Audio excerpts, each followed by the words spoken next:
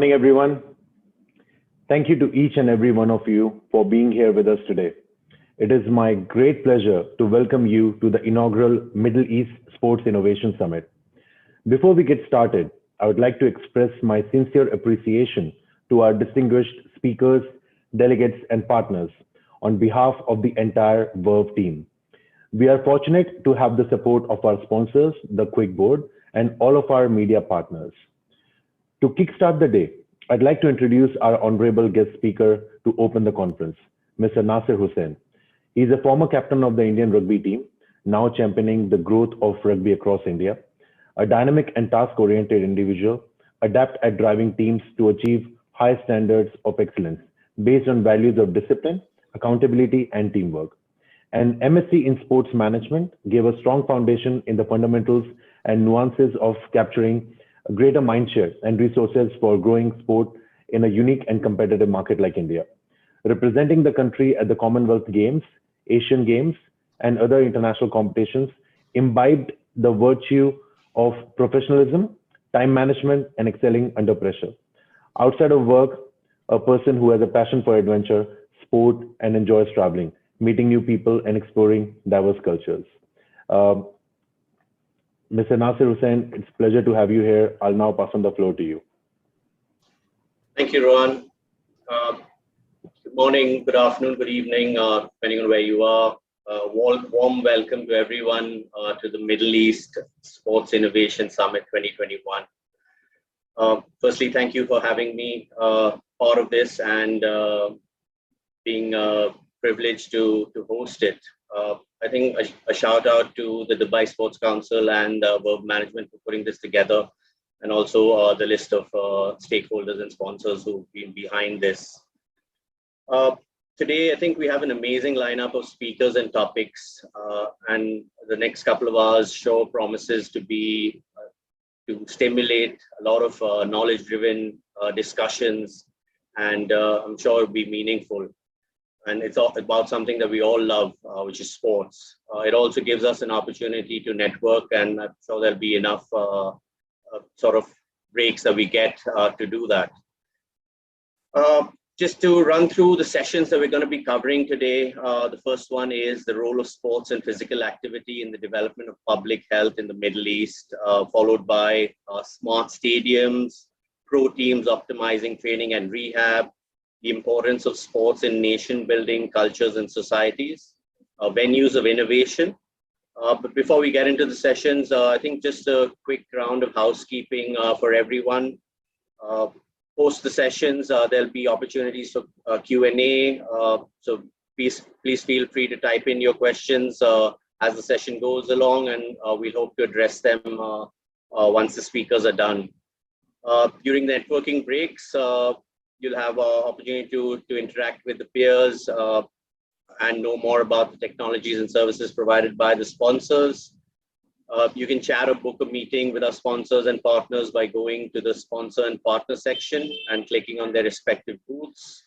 All delegates will be available for networking in the zones, and you can arrange meetings with them by clicking on their profile. The conference will be recorded and would be shared to the attendees 2 weeks post the event. You can contact the organizers for any issues in case there is any.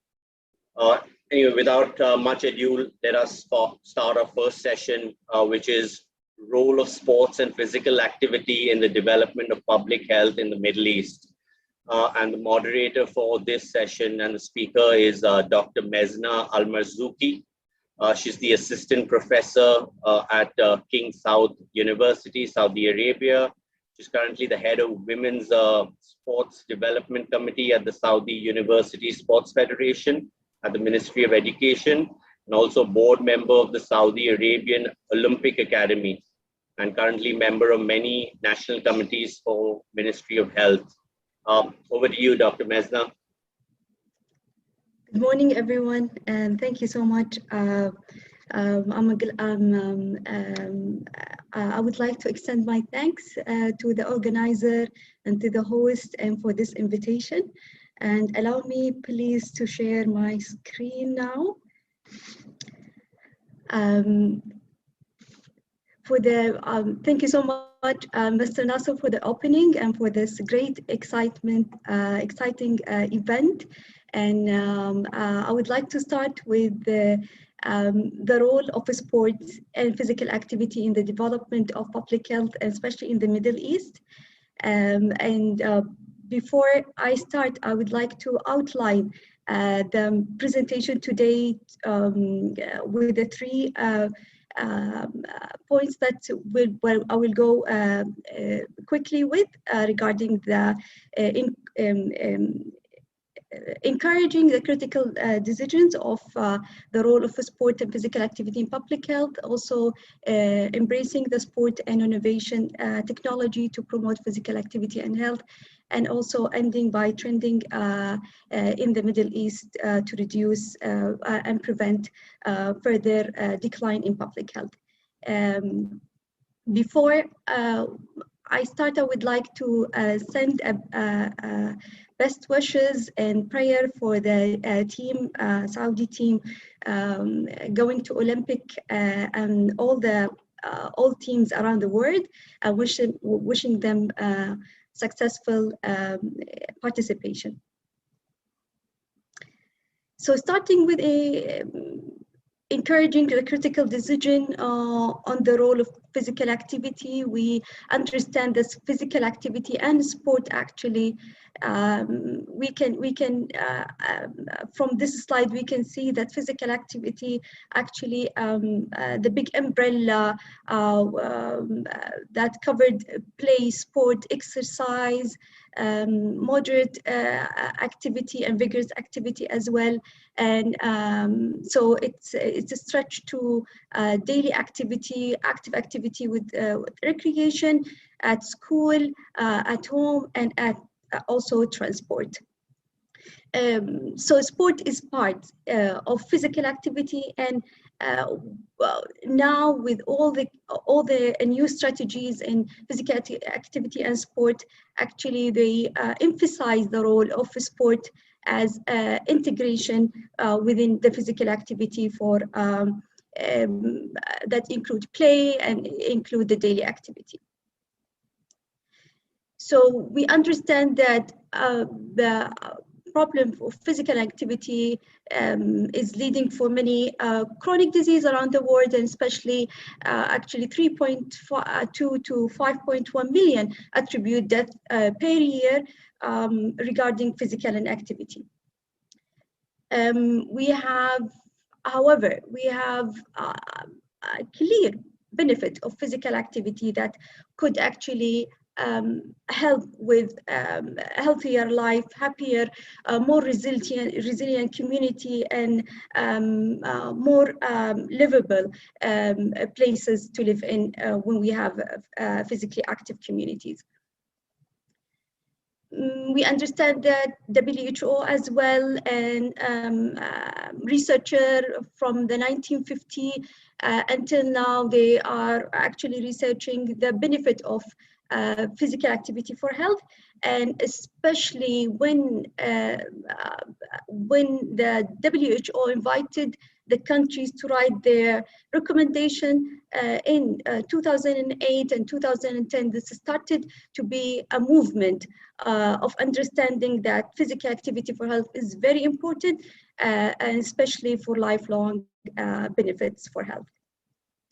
We also know the last recommendation for physical activity from the WHO that released in 2020 have emphasized the 150 minutes for adult from age of 18 to 64, the importance of being physically active for 150 minutes, and they emphasize the strength activity as well, which is very important to be conducted twice a week for health benefits. They also have the new guideline for kids, and especially for children born between 0 to 5 years. And this is a new recommendation, and it's very encouraging that to understand that movement in early stages is actually recommended to have a guideline that could researcher and policymaker can introduce with their strategies as well around the world. In Saudi Arabia, we are fortunate to release also this early year, in this early 2002, this year, the recommendation for 24 hours of movement guideline, which integrate physical activity and sedentary behavior and sleep as a 24-hour movement to understand the movement behavior and recommend the guideline for everyone in the country, for public, for healthy people in Saudi Arabia. The health benefit extended more. If we have more physically and more active population, we will have also benefit that can contribute to individual development as well as mental well-being and economic development as well, social and community development. And this extends more and more to have much benefits, more than only health benefits to if we actually have a physically active community. We also achieve multiple benefits linked to sustainable development, and especially the core, which is number 3 of the target of sustainable development goal, which the good and health and well-being, and especially if we emphasize the physical activity for health. Not only the number 3, we can also through sport achieve multiple of the goals of sustainable development goals that is important to enable the sustainable development achievement for the 17 UN sustainable goals. So how active are we when we talk about physical activity? Globally, the prevalence of physical activity, 1 in 4 adults are not active enough, which account for 28%, and 4 in 5 adolescents are not active enough, which is 81%, which is a huge percentage that is scary for us to actually look at. In the Middle East, physical activity for male contribute indicated, this is an systematic review for an published just recently in 2020, indicate that between 26 to 85% of male are not active enough, and 43 to 91% for female are not active enough in the Middle East. And for youth, it's 74.4%, which is very a huge number that we have a big actually goal to achieve to decrease this. So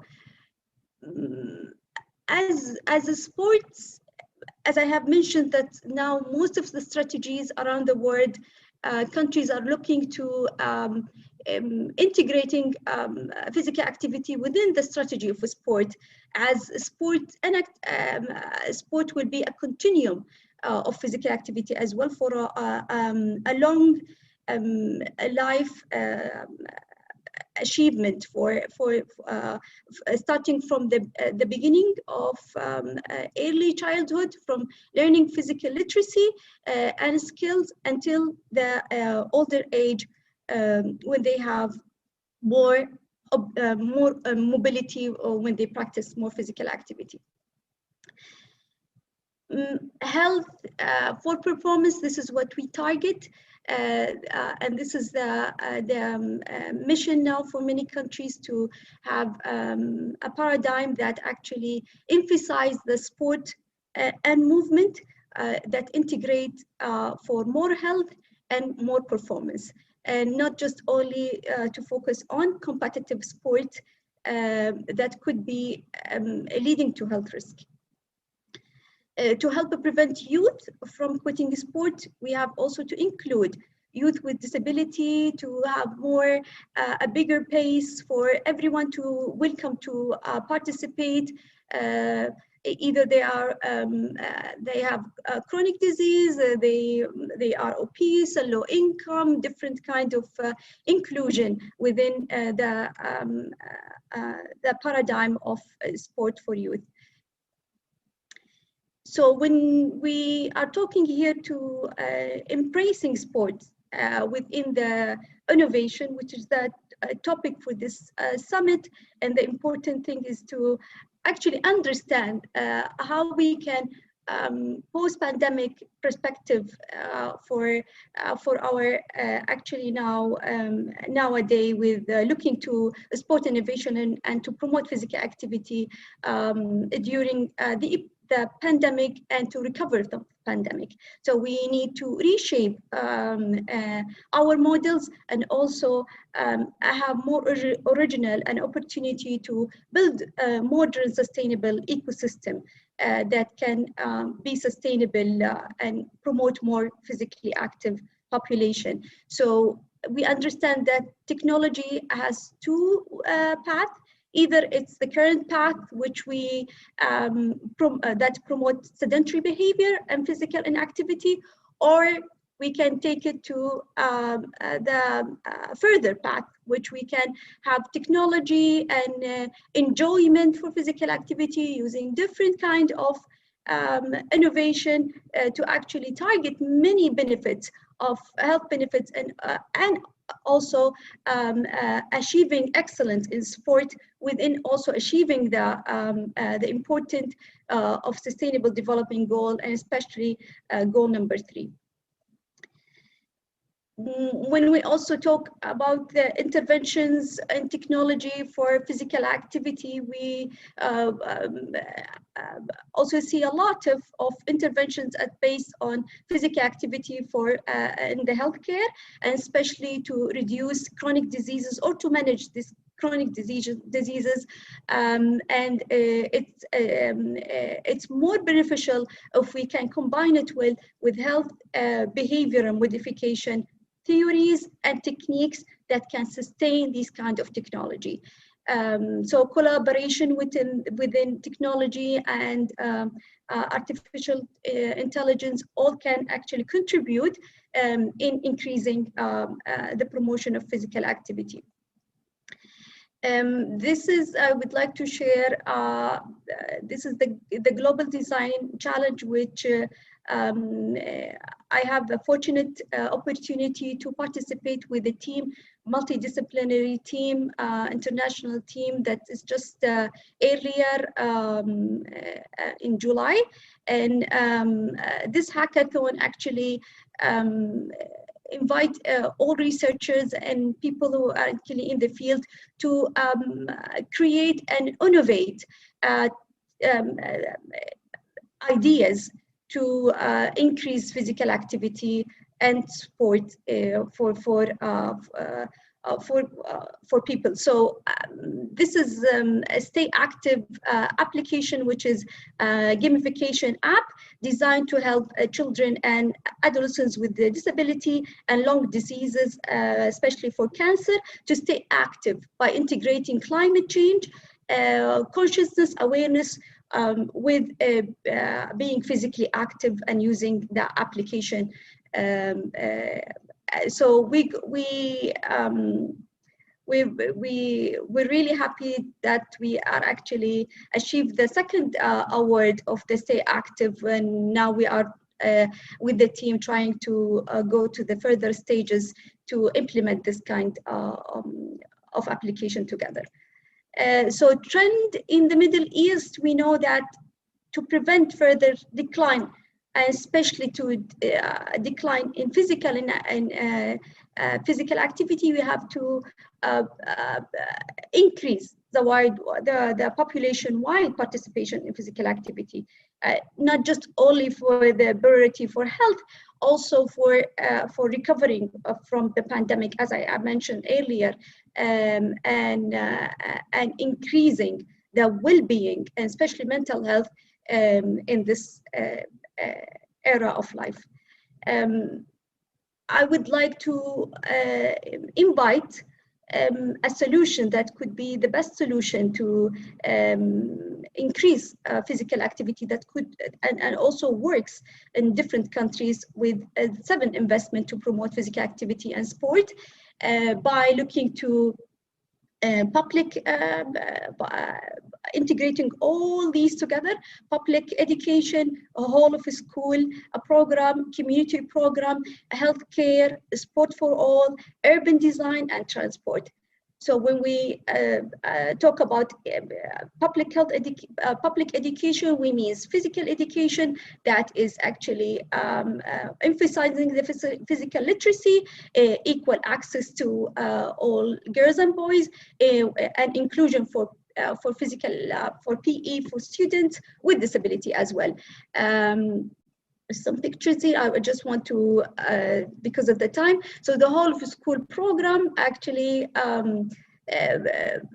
this is a holistic a program that looks at not only the physical education at school, but also before school program, integrating families and community together, as well as the staff member and teachers, physical activity within the classroom, and so with less sedentary settings, and also physical education as well. So all these components can have more whole of a school program that could actually benefit increasing physical activity.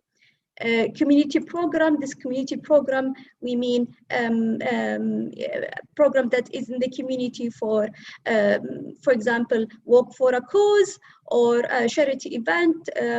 Any of these kind of event will promote physical activity as well. Healthcare, we mean, when we say healthcare here, we mean or the primary healthcare, the clinics that actually active clinics, which there is a really great initiatives in Mayo Clinic and in different also Italian primary health care, that they have PE counseling and integrate the GPs with the community, with also activity like sport for all activities, and also community groups activity. They link the primary health care with this kind of activity, and also giving counseling within the type of diseases they have. Sport for all, and it's a very huge. Dr. Mesna, I'm sorry to interrupt. We can just do 1 more minute, please. Yes, I'm ending now. So sport for all have a huge part with promoting physical activity within the community, and especially different kind. And this is an example for sport for all in Saudi Arabia, which they have done a lot of successful program and event within the pandemic. Urban design, we understand that how we built our cities, and that shapes actually our life. Having big programs and also integrating builders in urban design is very important. Transportation, public transport. When we say transportation, we mean active transport, and I didn't actually have photos here to share with cycling path and different cycling paths. So we mean public transport.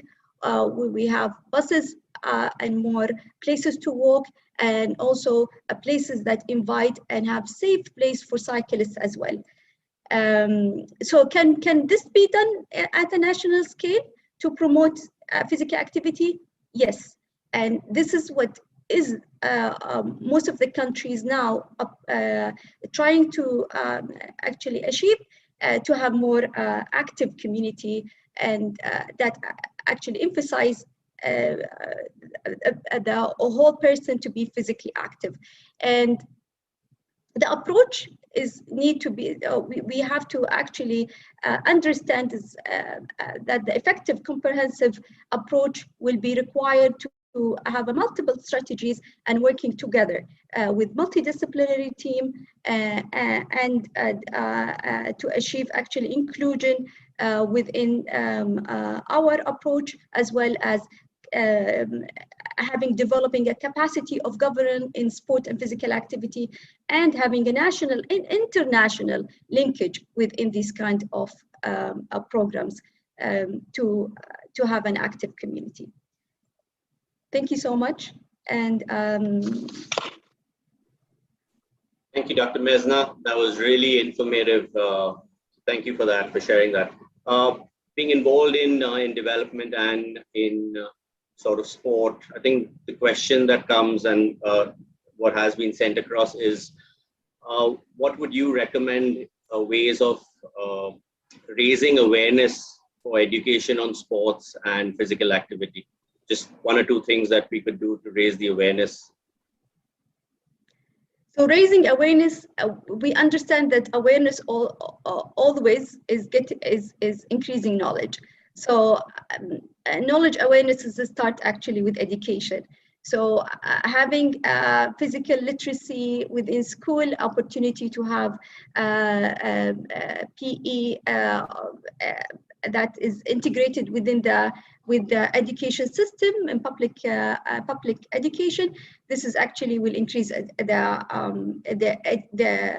importance of being physically active, as well as a sport, the benefit of a sport, not only in the education. We also have a different kind of venue to raise awareness within social media, as I mentioned, and also different kind of initiatives that could target social, for example, to change social norms. We have also to target the family, understanding using a big mass actually communication campaigns that could actually increase within the awareness for the community. Excellent. Thank you very much, Dr. Mezna. Thank you for this session. Right. I think moving on to the next topic, we've got smart stadiums, reshaping stadium experience in the digital age. I'd like to introduce our moderator for this session, Mr. John Clark, the Commercial Business Director at Yas Marina Circuit, UAE. John has extensive experience spanning over 20 years designing, project managing, and running large-scale international motorsport venues. A range of skill sets include major international event management, venue design consulting, full operational setup, governance compliance, frameworks, and commercial product management. Excellent. John, the floor is yours. So I really appreciate that, Hussein. We've got a great panel discussion coming up, and it's, as he said, it's about smart stadiums, reshaping the experience in the digital age. So it gives me immense pleasure to moderate this session, and I'm delighted to introduce you to our panel speakers. So first up, we've got Mark Jankar. He is the General Manager at Coca-Cola Arena. He's spearheading the team in bringing some of the biggest acts and live performances across the world to Dubai's home of live entertainment.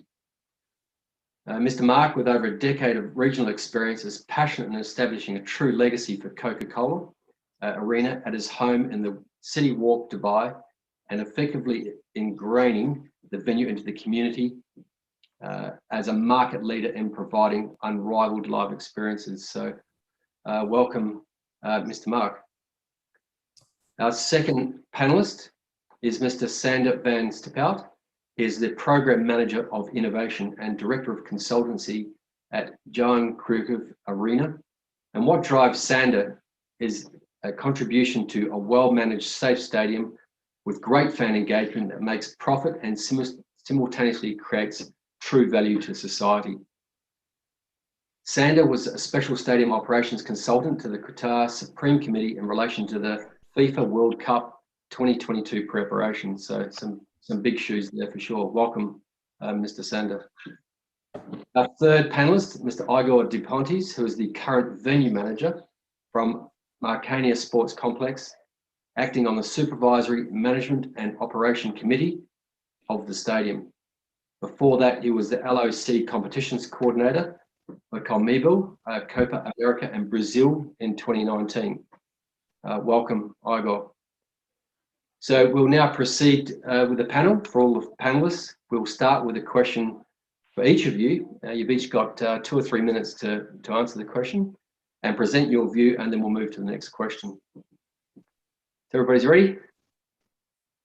Excellent. Action. The first question is, what are the emerging trends in sports facility design? I might jump in here if that's right. So Coca-Cola Arena, we opened in June 2019. So I guess in the lifespan of facilities and arenas and stadiums, we're probably the newest that has recently opened. But in terms of obviously facility design and the opportunities in around it, I guess for us, identifying as an arena, we were a multi-purpose venue. So the ability to hold concerts, sporting events, corporate events. So one of the most important things for us was the broadband and the broadcast capabilities. So sitting in the United Arab Emirates, we're probably one of the very few buildings in the country that has what is known as dynamic broadband, in the sense that by time and based on the capacity that we have in the building, we can increase our broadband. So as you can imagine, before a show starts, everyone is downloading. And as soon as the main act is on stage, everyone is streaming and uploading. So we have the capability to switch on accordingly. So these are some of sort of the examples in terms of smart design and facility designs. So we obviously work very, very closely with the infrastructure partners and the telco providers to be able to do that. There are, as an example, in the United Arab Emirates, 2 major telco companies. Again, the building has both operating the broadband capability. So in the event one goes down, the other one can kick in. So it's sort of really understanding where the target demographic is, what kind of content you'll be looking at putting into that building across the duration, and being able to look in advance and say, okay, this is what the trends are today. This is how technology is being used, and how we're going to potentially look to be able to cater that, and what may be in 5 years' time. Yeah, good points. Thanks, Mark. Sander or Igor, any comments on emerging trends in facility design? Well, yeah, but also a bit of thanks and a bit of perspective from our side. It's a completely different story, obviously, because the Johan Cruyff Arena is this year we'll have our 25th anniversary. So we are from the days without internet almost. So we came a long way, building our own smart stadium as operations progressed over the years. And we did so by, actually, trying to engage all our partners, business partners, build new business partnerships, and pretty much an ecosystem approach to involve new technology in our operation. Of course, also along the way, building our own connectivity schemes, whether it's Wi-Fi, 4G. We have since 2.5 years, 3 years actually, we have a 5G test frequency also, so we can actually, and we have been doing that for the last years, test driving new technology on 5G. And of course, now it's more becoming common practice, and it's actually in the country now 5G is operational to a certain extent. But still useful. So what we're trying to do is actually making use of the fact that we have that abundance of technology and connectivity to challenge the ecosystem partners to come to us and try out new technology in our so-called smart stadium, or call it a miniature city, as you will.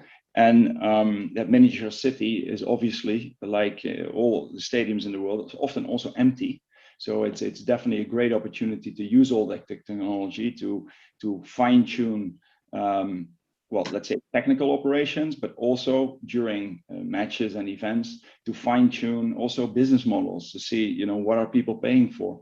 Is it also operational when there's 55,000 people in the stadium? What are you encountering then? Et cetera, et cetera. So so that has been our approach, and what it teaches me, and I'm now answering your question, what it teaches me for with regards to trends and everything is you cannot predict the future very well. We're all very poor at it. So flexibility is so key. And building an approach that you can also, of course with a strategy, but you can deviate from, and you can actually jump on new trends. And if the country is moving in a certain direction, that you can actually adjust either the building somewhat or the technical operations somewhat to facilitate new solutions. That is, I think, very much key in nowadays stadium design. It's a very good point, Sander. It's it's certainly changing, isn't it? It's a changing environment all the time, which does lead us on to the next question, which is, what will the future of outdoor facilities, sports facilities look like? So you've just said it's hard to predict the future, but obviously it's changing. Igor, would you like to have a comment on how you see the future of indoor and outdoor stadiums? Yes, that's a good question. I believe that especially now in the post-COVID world, we will see accelerated changes in the fan behavior, especially in the fan behavior and expectations, with new possibilities and opportunities enabled by increased advancement in the digital technology. I believe that the digital transformation must provide immeasurable benefits to the stadium owners and spectators. As everyone said before, the smart stadium concept will be able to integrate several technologies such as ticketing management, audience management, seat upgrades, restroom lives, Wi-Fi network, food ordering, product purchase, social media updates, etc. But I do believe that the 5G technology, it's another major goal, providing the viewer with an experience with the fan can access to the virtual reality. So investing in these areas inside the stadiums, I believe that is the future, because we have to remember that the spectator, it's a hyper-connected citizen who shares his experience with in the arena and demands that. And so we have to offer to them the better technological resource. Yeah, that's good. Some good points there. Anybody else on predicting the future? For us, given obviously the fact that we're in the middle of a desert, so it's also about smart energy. So implementing building management systems and the technology in around it. So depending on the ambient temperature outside, whether it's humidity or temperature is high, you can control parts of the building accordingly based on sort of the air vent flow or HVAC systems that you have. So really understanding and working with the government authorities is supplying the power grids and the energies to be able to manage that, and what the actual end result means from an environmental perspective, but also from your bottom line. Yeah, that's excellent. Interesting regarding energy, because I find that also a large challenge, and for venues also a tremendous opportunity. Of course, you have a very specific, energy supply challenges in the Middle East because of the climate. What we have been doing in recent years, we built our own energy storage. Making use, of course, of our solar panels on the roof, but actually the energy storage by itself is giving us backup power during events. Only for 1 hour, actually, so it's not enough to run an entire event from. And it also gives us, on a day-to-day, it gives us income, because we actually lease the assets to the grid operator to balance the grid. So, which means that we can bring, the facilities that we have, and maybe that's maybe a general comment. The facilities that we have, not only energy-related facilities, bring them to use for the surrounding area and for others, because it's often idle.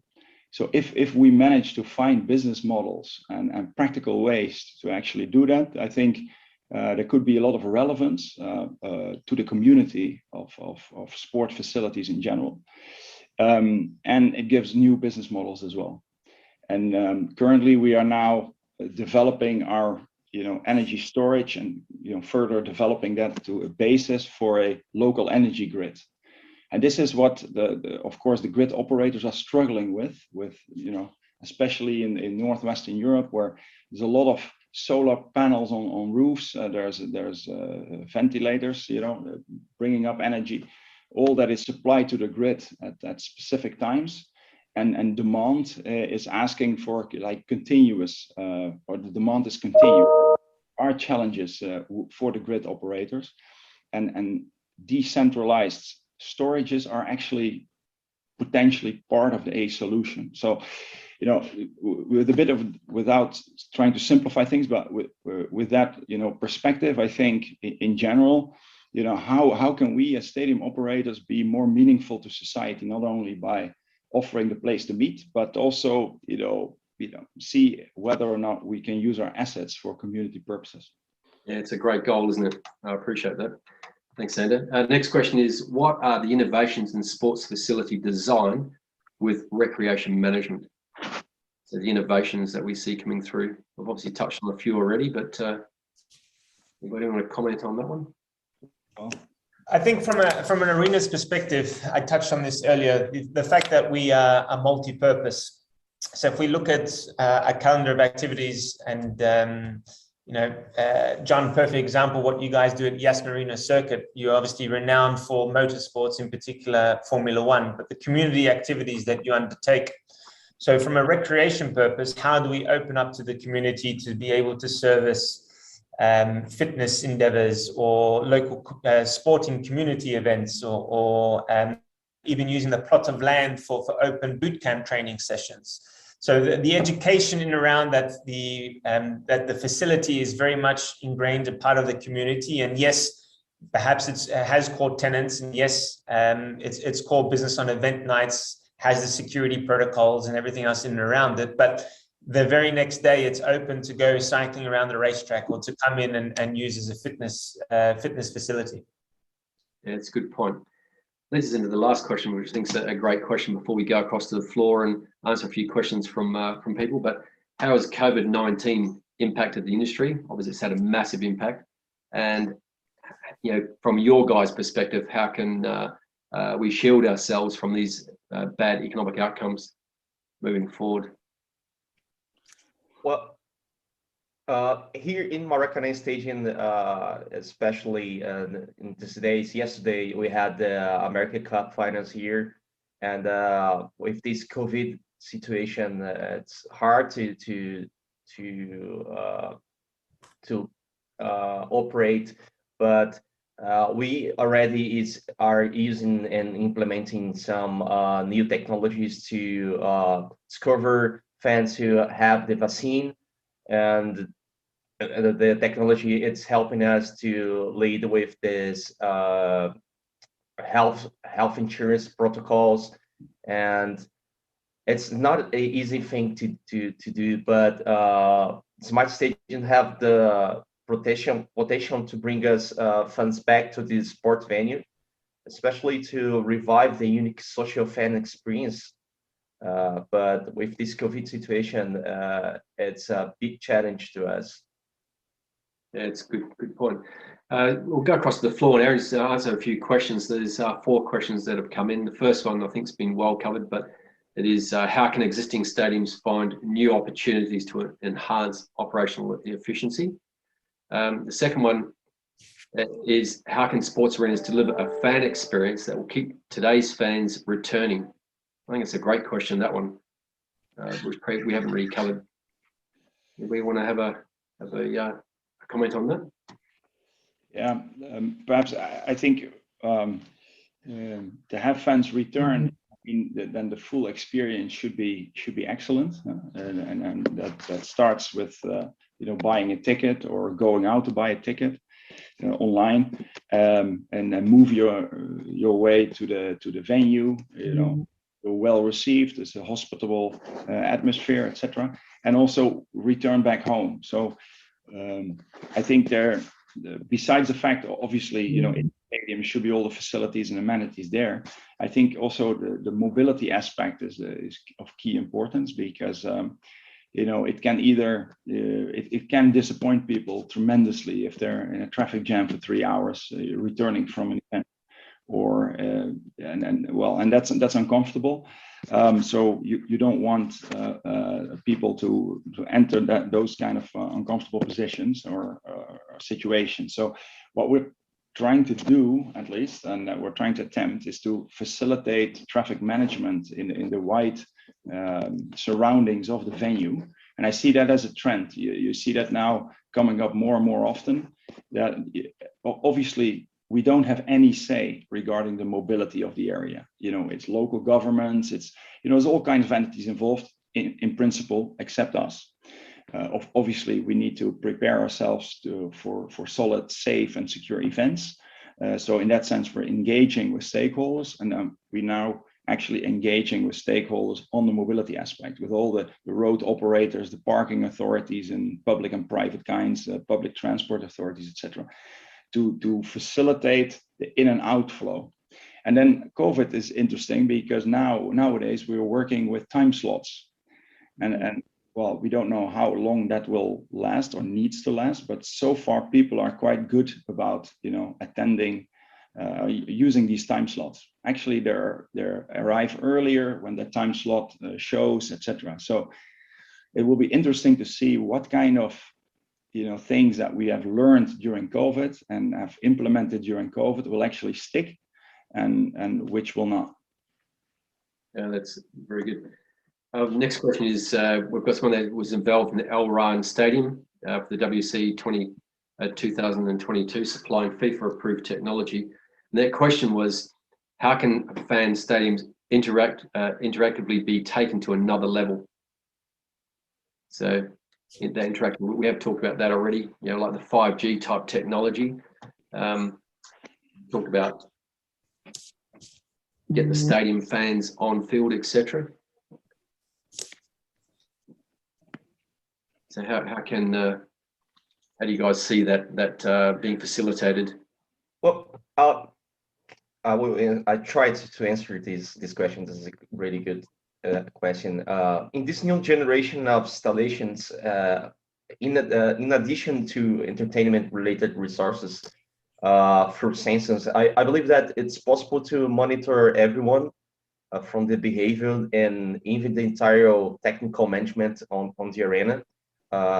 In the other words, what I try to say, with some technologies like Beacon, you can have the real time of the fan experience inside the stadium.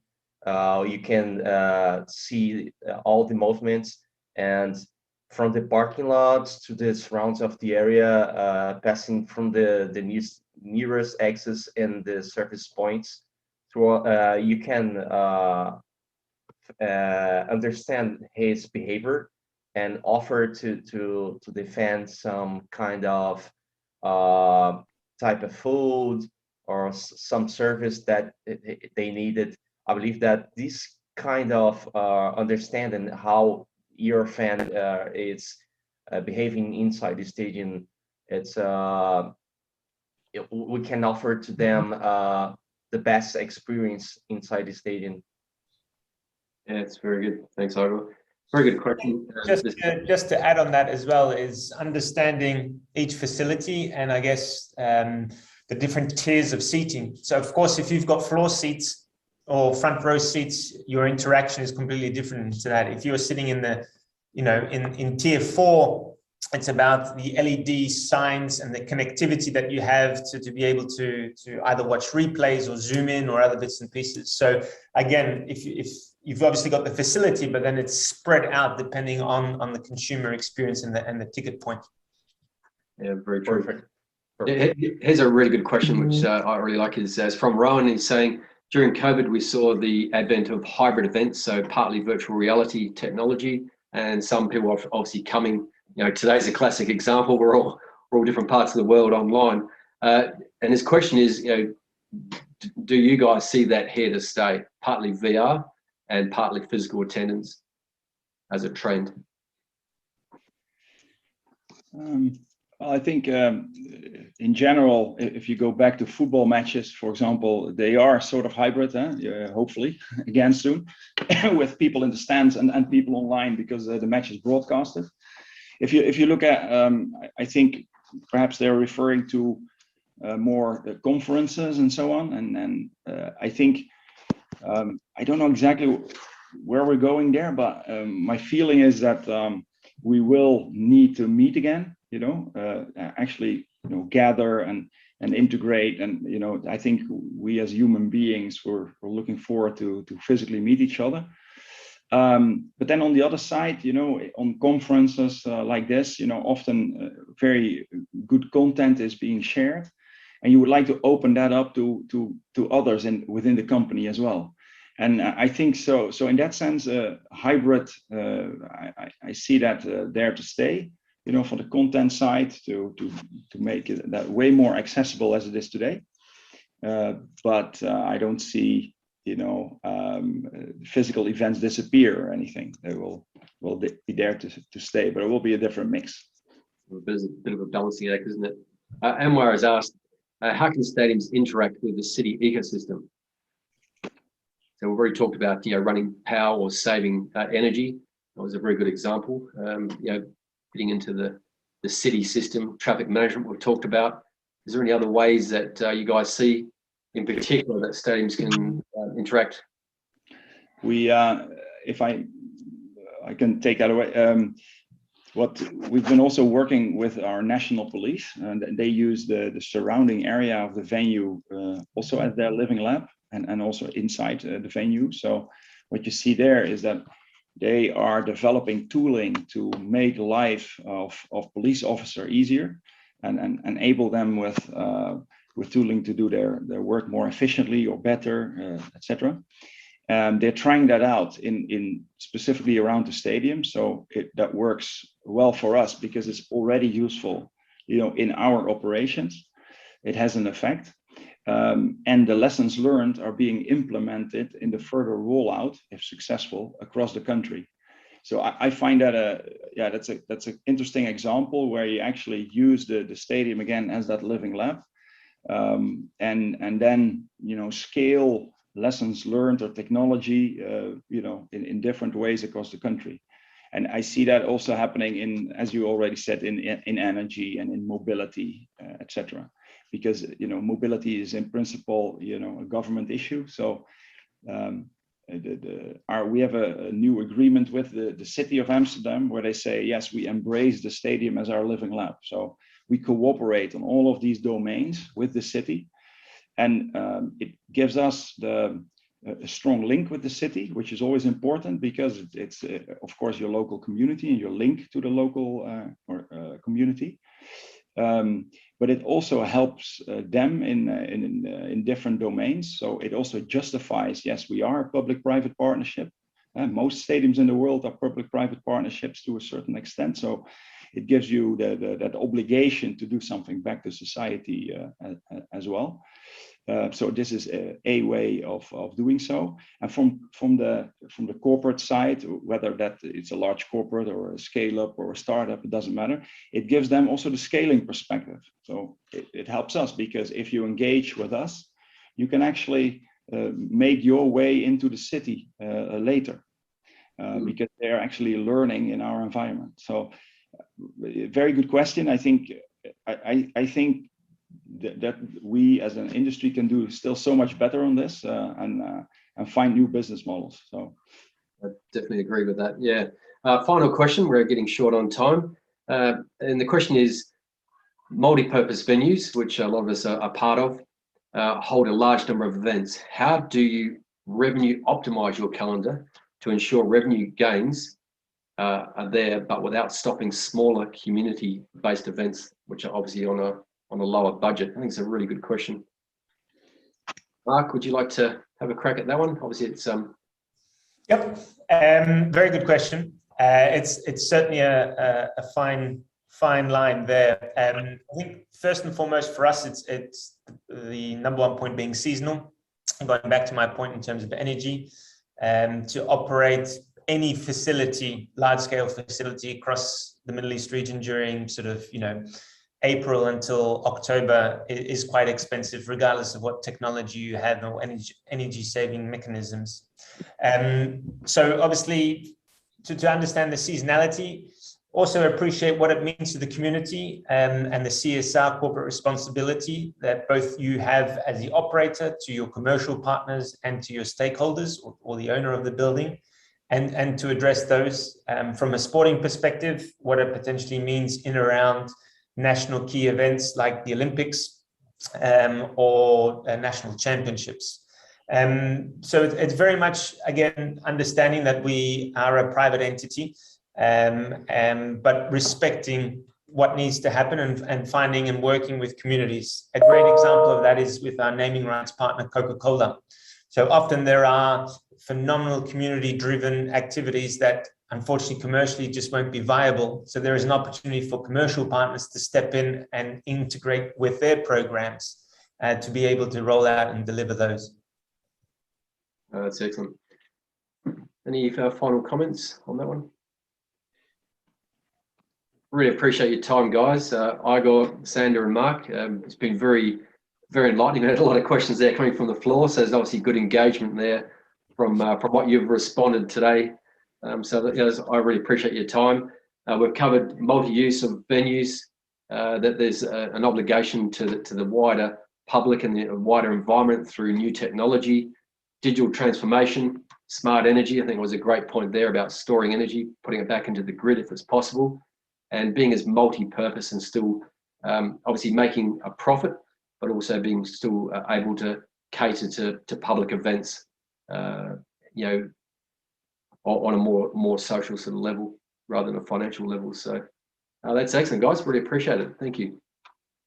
Cheers. Thanks very much, everyone. Thank you very much. Thank you, John. Thank you very much. For facilitating the session. Thank you, Mark, Sander, and Igor for your valuable inputs. From the sounds of it, I think the stadium experience promises to be more memorable in the near future. I look forward to being back in the stands very soon. I think moving ahead, what we got up next is the topic, how pro teams are optimizing training and rehab. And to take us through this, we've got Daniel Thompson, Managing Director, the Quick Board. Daniel runs Quick Board's first international office located in Dubai, UAE, which opened earlier this year, overseeing the entire operation, presenting, selling, marketing, and demonstrating how to use Quick Board technology to athletic performance trainers, physical therapists, doctors, and clinical directors. He also assists with business development and product education to optimize training and rehab with the Quick Board. Over to you, Daniel. Thanks for having me. Let me share the screen real quick. We'll start it out. Guys, thanks again for having me. Excited to get going on kind of talking about how the Quick Board is being used with pro teams, and then kind of why pro teams are using the Quick Board to optimize training and rehab. So the first thing I kind of want to talk about is the purpose or kind of point of training, to like what is the purpose of actually training, and it's really to prevent injury and increase athletic performance. But what we're seeing is lots of young athletes are getting hurt at alarming rates, and we're going to talk about today how the best teams in the world are addressing these injuries. How are they getting their athletes back onto the field as quick as possible? And specifically, we're going to talk today about lower extremity injuries, and my favorite, the ACL. So the ACL injuries right now, it's really an epidemic, like the slide says.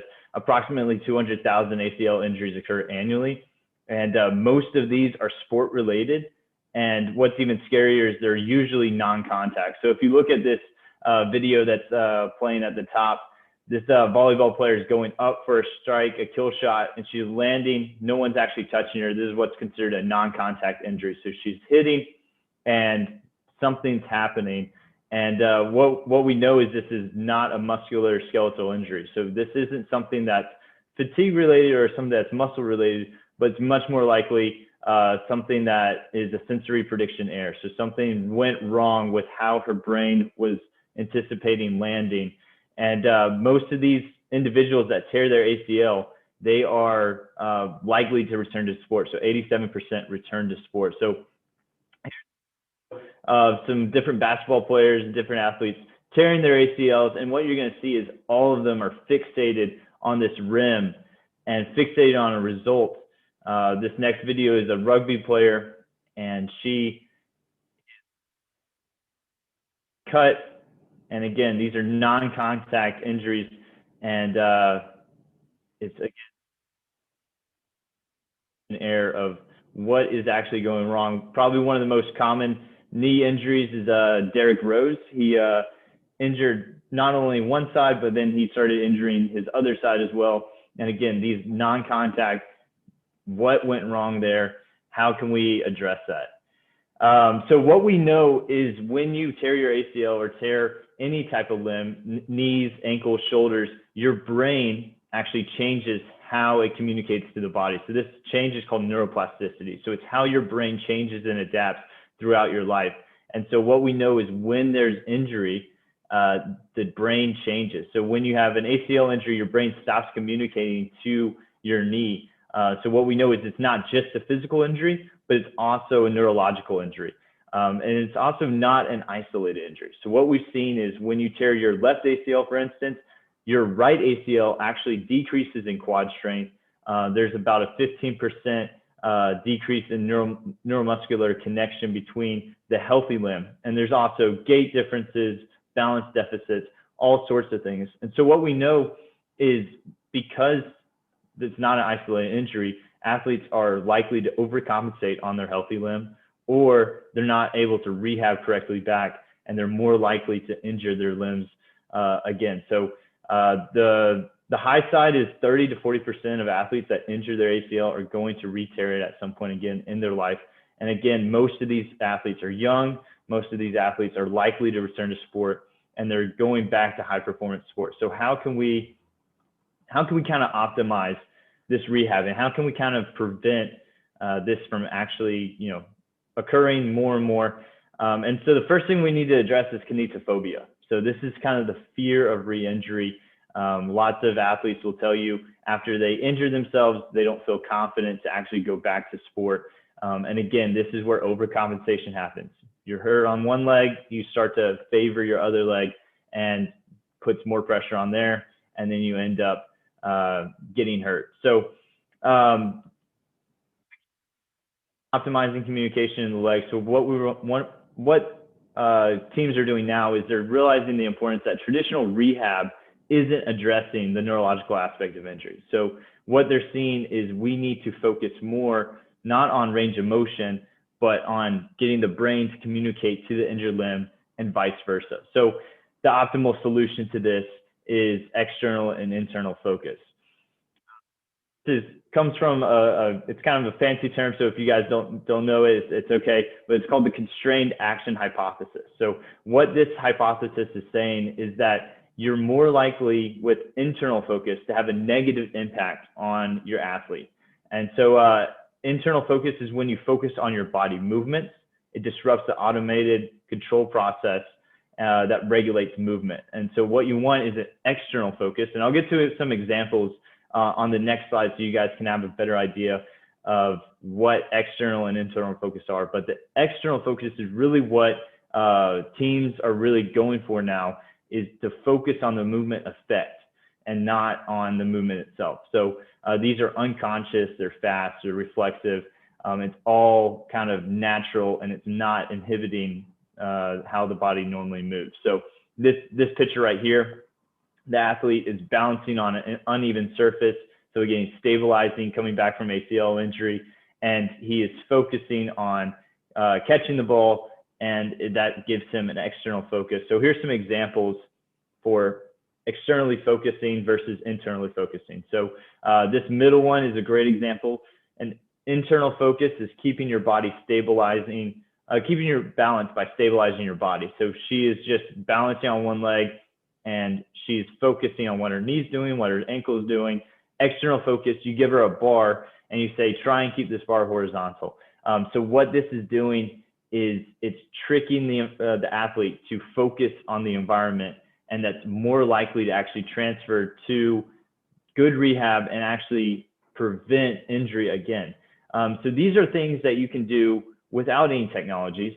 But what teams are kind of really wanting is they're wanting data. That's kind of the whole movement in sports right now, is technology that gives you more information than what you can see normally. And so again, what we have here is just more examples of why internal focus is bad and why external focus is what teams are really starting to go for.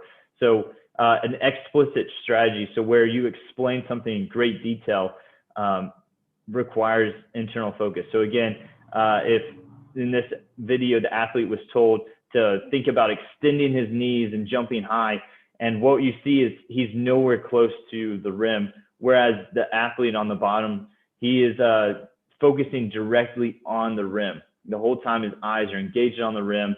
That's, he's looking at what is the result of this movement. The result is getting as high as possible and dunking the ball.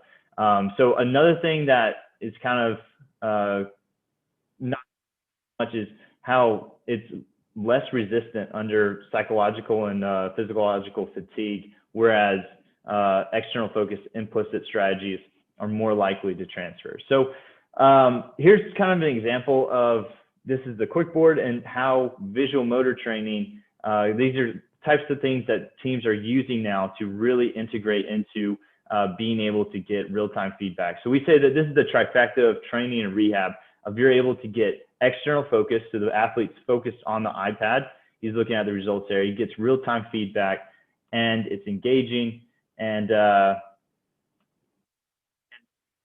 he's able to see left versus right deficits. And so right here is another video where this athlete tore his ACL and fully rehabbed, came back from injury. And what you're going to see here is he's moving his healthy limb. He's doing pretty good. He switches over. And again, this is what teams like to see, is he's all over the place. And this is really showing why you need visual motor training. You need technology that addresses the neurological aspect of injury. If you don't have that, then the athlete is going to overcompensate and injure themselves, re-injure themselves, or they're going to injure their other limb.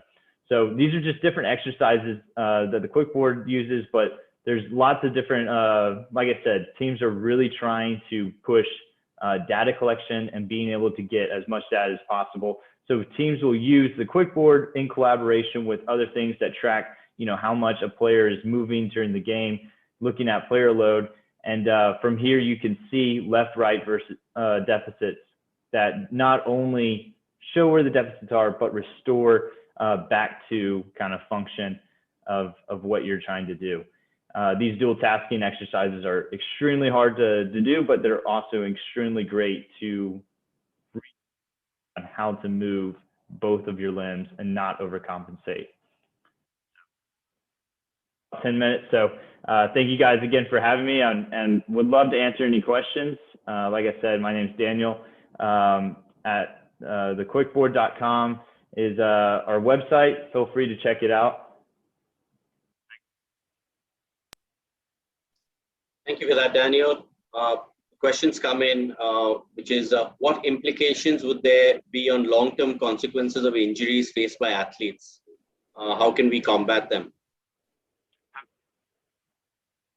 Exactly kind of what I was talking about, of we want to have some type of, you know, physiological aspect of injury. Traditional rehab looks at only range of motion, being able to move from point A to point B.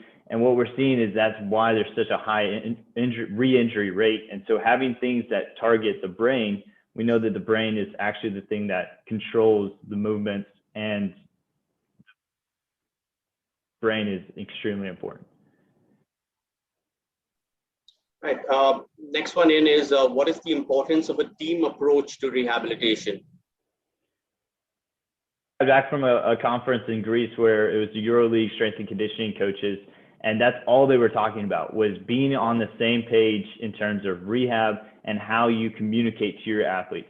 And the biggest thing is, one, having, you know, buy-in, having belief in the system that you're using, but also to have every aspect covered. So I'm talking about visual, neurological aspects, but they were talking about, diet. They're talking about rest and recovery and how much you should be weightlifting and how much you should be doing cardio, so they were talking about all sorts of things. And so having a collaborated effort where you really have communication with your entire team is really what you need. And so the Quickboard is a piece of the puzzle.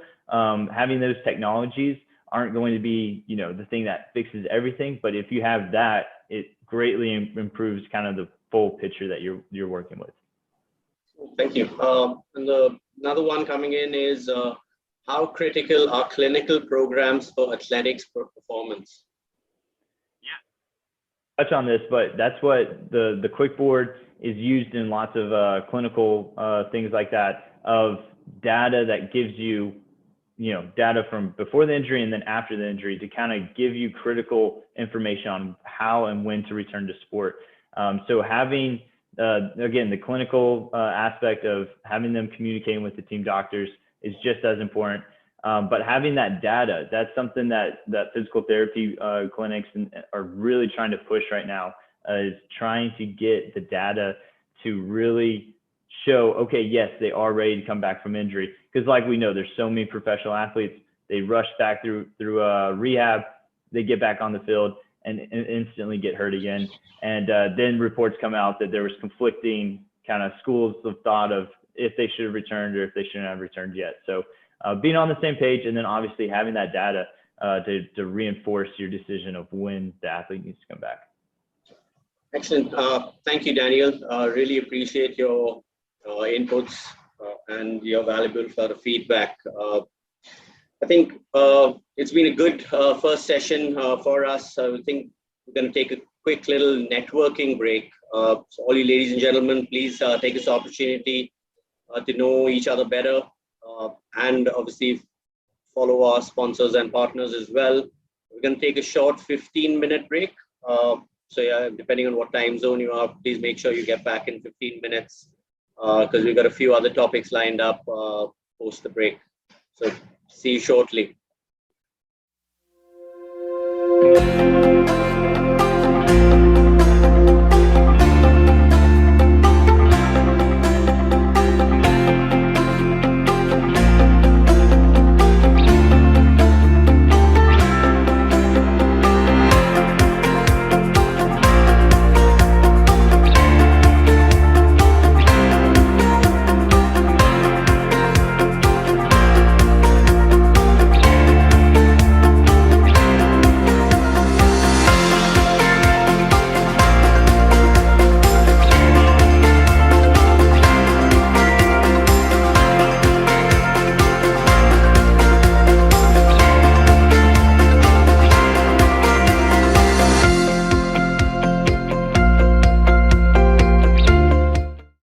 Welcome back, everyone.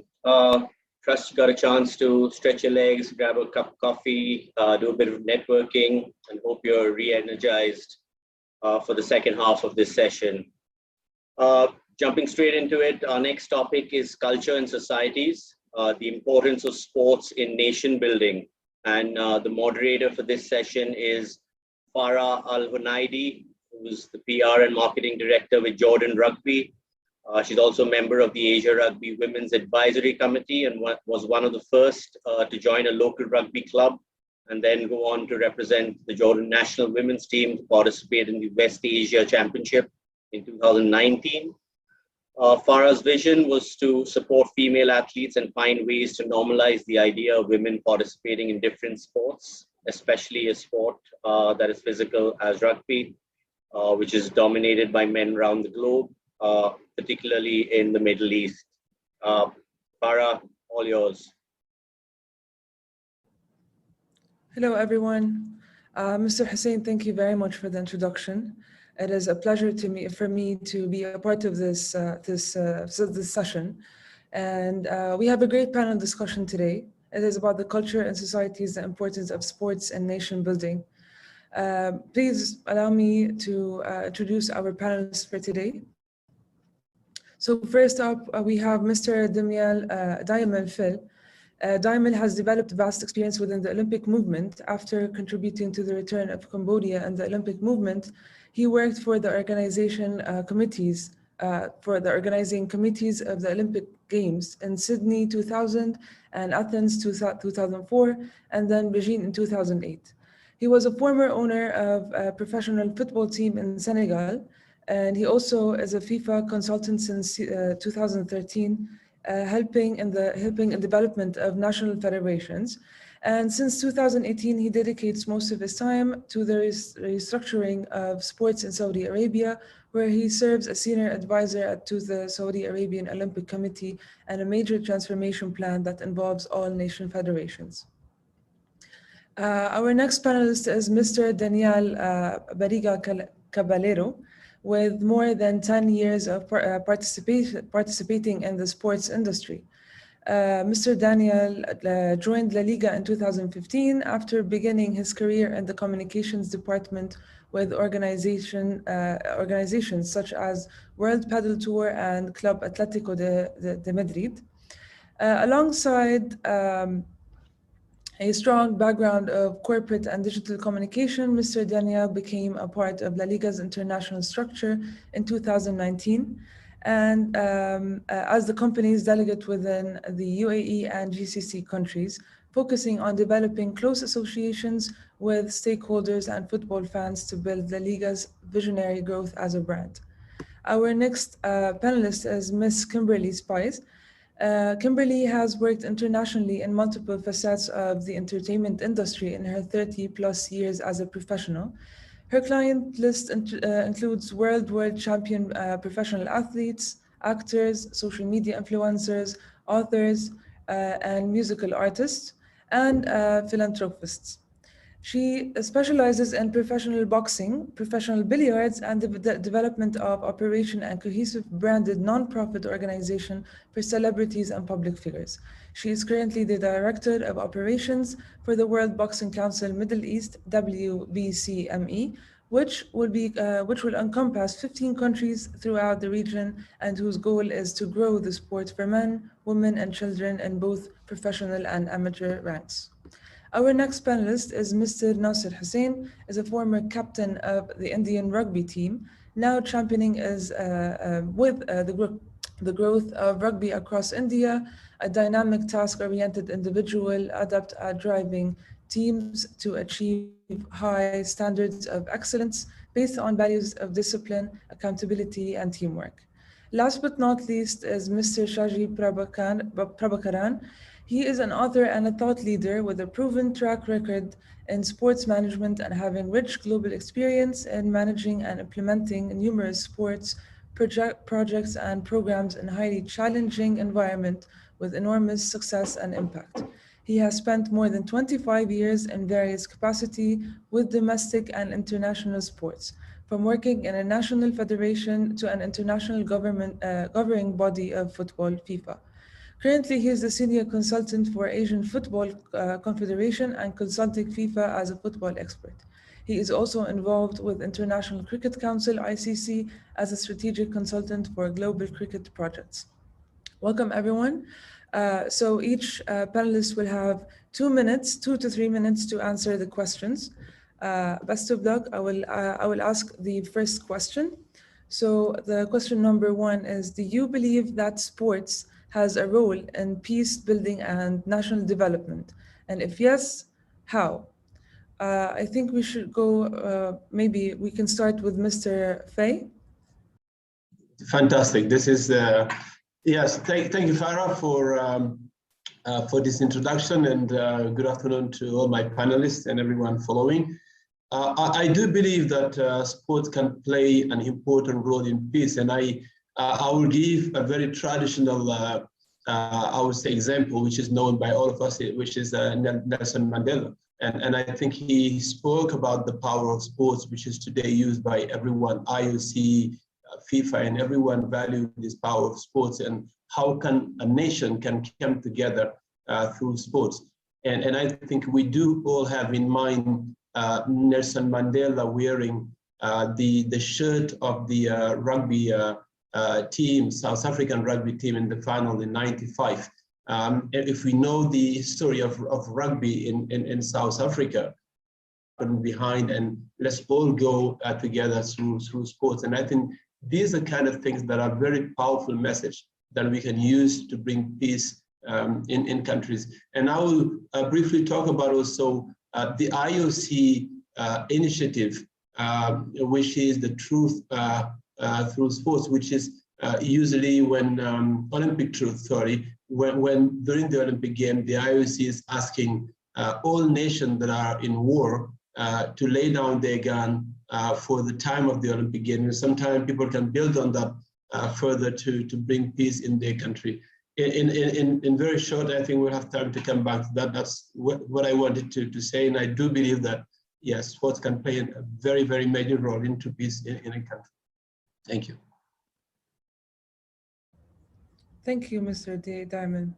Who would like to go first? Should we go with maybe Mr. Daniel? Yeah, thank you very much, Farah. Thank you very much to my colleagues, the panelists here. It's a pleasure to be here with you today. I think I cannot add anything else that what my colleague said about peace building. I would like to add something in terms of national development and saying in a few minutes, for example, some examples of how La Liga is helping to the national development of Spain. In our case, we understand at La Liga that the sports, due our ability to connect people from different countries and culture, is an indispensable tool in this development of nations. For example, we have the ability to cross borders and to help our country to create our own brand. In Spain, we are very lucky of having great clubs and athletes who are worldwide known. I'm based in Dubai, and it's really fun because the first thing everybody asks you when you tell them that you are from Spain is, okay, you support Real Madrid or you support Barcelona. So it's something that is happening. Even if you like football, even if you don't like it, then nobody knows your background, but they are already asking you this because it's a way to connect people, and it's a way to develop nations. We can speak further in the next minutes about the economic capacity of sports. For example, now in Spain, the sport has grown as an industry, and it's already almost 2% of the GDP in Spain. So it really helps for people to get jobs, for people to know more about Spain. A lot of people have known about Spain because of our athletes that are worldwide known, and they had the opportunity to come to Spain to visit us and to generate richness and business for people in Spain thanks to sport. So I think we all agree here that sport is an amazing tool for national development. Thank you very much, Mr. Daniel. We can go with Ms. Kimberly now. Yes, I think sport is essential in peace building. I think a timely event that we have coming up actually on the 15th is an event called Gloves and Doves. And its main mission is peace building, and it's happening in Israel. And it's happening with children that are both Palestinian and Israeli. And I think when you're speaking of sport, it gives these children, for example, an opportunity to see each other's not as enemies, but as teammates, and be able to build camaraderie that transcends what is happening politically. And I think it humanizes, and it brings a reality to these children that, again, these are just other humans that love the sport like I do, and they see them as competitors, not enemies. And it's essential for us to utilize that, the sport of boxing throughout the Middle East and throughout the world. And it's been an ability to bring people together. Obviously, Muhammad Ali is probably the greatest notable athlete of all time, and he spoke of peace all of the time. And he's a great role model to the sport of boxing and the ability to transcend different conflicts between borders and show that there can be peace within the sport. So I think it's essential. I think it's very essential, and I think that from the WBC's perspective and the WBC Middle East, we are utilizing the sport as a catalyst to bring people together. Thank you, Ms. Kimberly. Mr. Nasser, you can go if you'd like it. Thank you. I actually echo the views of the fellow panelists. I think, like Kimberly rightly mentioned, sport is a universal language and it transcends sort of cultural, religious, socioeconomic sort of differences. And I think that is what's unique about it, that it brings people together, and it is a platform which everyone can relate to regardless of what sort of background they come from. And I think that is instrumental in initiating sort of peace building efforts or in terms of national development. So yeah, and I think a fantastic example by Diamal about Nelson Mandela. Thank you so much, Mr. Nasser. Mr. Shaji, please go ahead. Thank you, Farah. It's a pleasure for me to be part of the panel today, and it's an important topic what we are discussing. Sports is building. Personally involved. Sports can really bring people together. They can forget their worries, sorrows, all the struggles what they face, and it gives.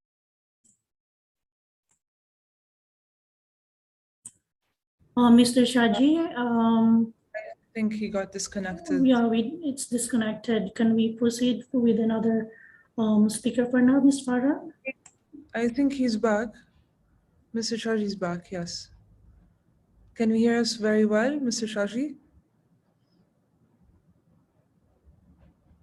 Yeah, I don't know. Yes, I can hear. Yeah, sorry, I don't know what happened. What I was trying to tell was that sports is a beautiful the medium to build sports, build global community itself. We have so many conflicts around the globe, and what we can see that sports can really ease those conflict zones and bring in much more value to those particular community. Because I personally worked in Afghanistan, where I've seen what sports can do, and they really have different communities have come together.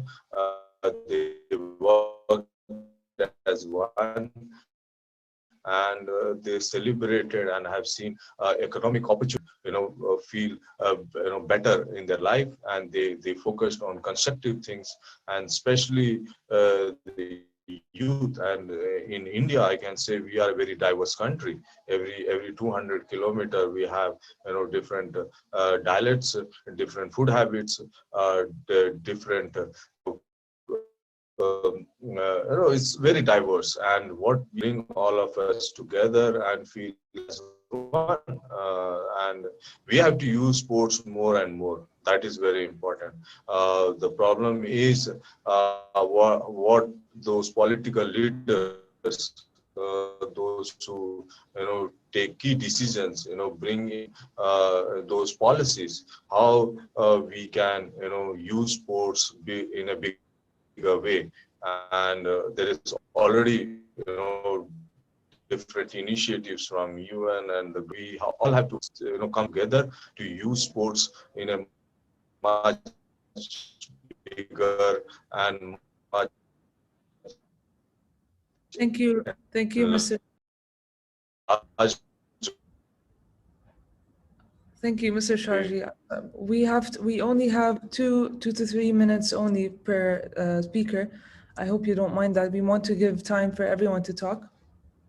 So moving to our second question is, what is the value of community sports infrastructure in building a better society? I think we should go with the same round. Starting with Mr. Yeah, I don't mind, Farah, thank you very much.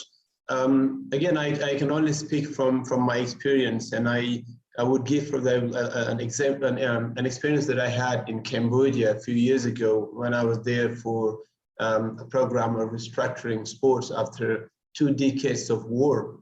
And you know, when you come out of 2 decades of war, basically you've lost all sports infrastructure. You've lost, I mean, all connection between society, and you've developed fear.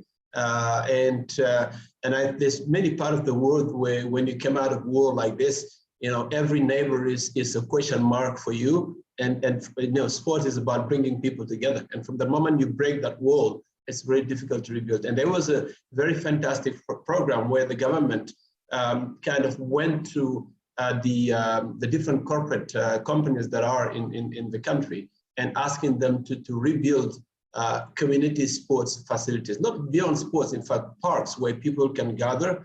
And it started as a fantastic program because it helped, in fact, people came out in their neighborhood, start doing sports, start speaking to each other, and building confidence into, like, you can have a different life using sports, and especially for the kids. And you know, when you come out of war, and someone mentioned Palestine earlier, and there's so many other countries in the world, you see that most of the kids, what do they play? They don't have telephone, they don't have TV. They play with guns. I mean, they take old guns, or they make up their guns, and that's their play. So how do you take them away from that to bring them into the field of play and tell them there is other ways of occupying yourself? And I thought that was a very, very good example that, you know, many countries that is coming out of war, with the willingness of the government and the private sector, I think they can come up with small things. I mean, which is their corporate responsibility to build community facilities to make sure that people have access to more sports. There is a very short example I'm going to give as well in Mali, when they managed to sort of, when there was a lot of crime in cities and so on, and there were a lot of spaces, because it's a country where, in most of the African countries, where people, they buy a land, but they don't build it. They will keep it there for 10 years, and then they can make more money. And the government decided that they will take over all the empty lands that are not used and build playground, basketball playground, for example. And I tell you, not only you bring your community together, but there, as a result, today, I mean, Mali is always qualified in the under 18, under 20, and even Women World Cup, Basketball World Cup, which is a great achievement because you go beyond community and you're achieving performance as well. Thank you very much. Thank you very much for this answer. So next we have Mr. Daniel. You have your mic. Yeah, thank you, Farah. Yeah, I agree. We have many different tools to help develop better societies. Why? Because we have the ability to influence millions of people, because under the umbrella of our organizations, we usually have these athletes that are seen like heroes, and that children are inspired by them and are taken as an example. So it is very important for us to help these athletes, to these players and these organizations to behave in the good way, to do the things for the kids to get them as an example. And because we usually have resources to develop different initiatives that allow us to build a better society. In La Liga, how have we been doing this in the last few years? Mr. Jamil spoke about the refugee camps. We are very proud of one of our projects that is run by our La Liga Foundation, that have staff dedicated exclusively for this project. We have two La Liga coaches, two football coaches based on Satari refugee camp, for them to help the kids to do these sport activities. So we want to take kids out of the streets and helping them in their day-to-day activities, in their educational progress, by giving them tools through football. So we have these two people there before COVID. After COVID, they had to come back to Spain, but now we are trying to get them back to Satari, because it is very important for us to having them being there with the kids. And for example, we have another initiative that is happening in Spain. It's called La Liga Genuine. It is a tournament, and it is a competition for children with intellectual disabilities, in which we collaborate with also with local companies, and they are helping us to get these kids, but not just kids, because they are also adults, to get some different jobs and to help them to introduce themselves into this day-to-day basis into the companies. So we are helping them into getting them into the society through different projects. So for us, it's trying to take advantage of all the tools that we have to put it for the benefit of the society. Thank you, Mr. Daniel. Ms. Kimberly, what do you think? I'm sorry, I was having technical difficulties. Can you repeat which question you asked? Of course. So the question is, what is the value of community sports infrastructure in building a better society? Well, it kind of goes back to the first question. You know, for us going into the Middle East and being able to bridge the gap between various countries that may have troubles from a political standpoint, it really helps us to bring this sport to everyone, men, women, children. It's essential. Sorry, I'm having some technical difficulties. It's essential to us as growing the sport is to see it equal for everyone, and giving the opportunities for everyone to participate. And that's one of our main goals in bringing the sport to the Middle East, is not only exposing the Middle East to a sport that's relatively in its infancy stages, but to also make it inclusive for everyone to participate from a professional standpoint as well as an amateur standpoint. Thank you very much. Mr. Nasser? I think community sports infrastructures play a very, very vital role in terms of not just increasing participation and giving everyone a right to play. I think what's important is also utilizing the facilities that are available to its optimum, and making it multi-sport, available to multi-sport. What we often see, at least in likes of India, is a lot of facilities are only used for one sport and lie sort of vacant 300 days out of the year. And it could be used way more effectively and more meaningful sort of engagement through that. So I think the value of infrastructure to engage the community is vital, and I think we should make the most of it. Thank you very much. Mr. Shaji. Yes, the community sports infrastructure is a very vital component to to develop the community and to develop the nation as well. And what we have seen from my experience, I can say, I worked in Sri Lanka, especially the northern province. A decade back, there was a war, and we took a strategic decision with the help of the Football Federation there to build the sports infrastructure in Jaffna, especially, and we have seen the impact.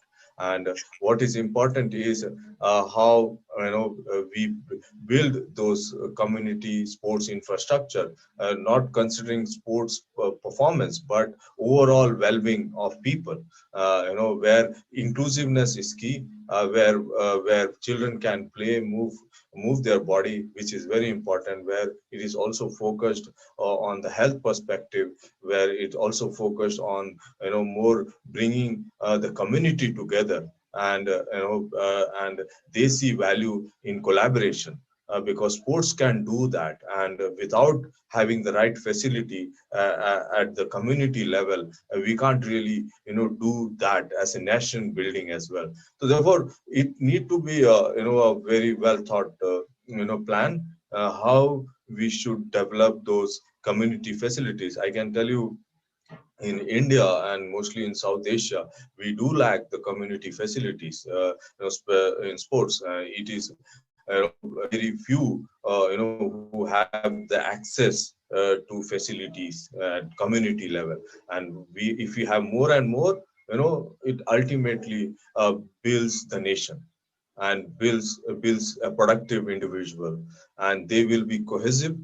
They will be, at the end we might find champions out of it, but overall the goal has to be, good of the community. Thank you very much, everyone. Let's move to the third question, which is, what are the innovational advancements in social development through sports?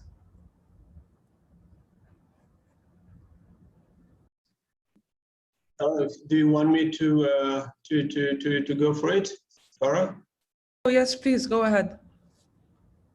Well, I think here again, currently I'm working in Saudi Arabia, and I can see there are a lot of things happening in terms of social development through sports. And one of the things that I always like to say is there should be a kind of alignment between the government vision and the different sports bodies vision that goes together to make sure that people are working along the same line. What we're seeing in many countries is sports is going one way and government is going different way, which means that communities are sitting in between, and they're not serviced. They don't have infrastructure, they don't have access to sports, and so on. And I think, like, for example, in Saudi Arabia today, there is a current sport development using also social development going up to the rural areas where it was clearly shown that there was a drop in terms of physical activity. The same for mass participation. And I think it's kind of quite similar in many Middle Eastern countries where the focus has been more on performing. Like, how do we build a performing nation rather than building the grassroots and kind of stressing on social development.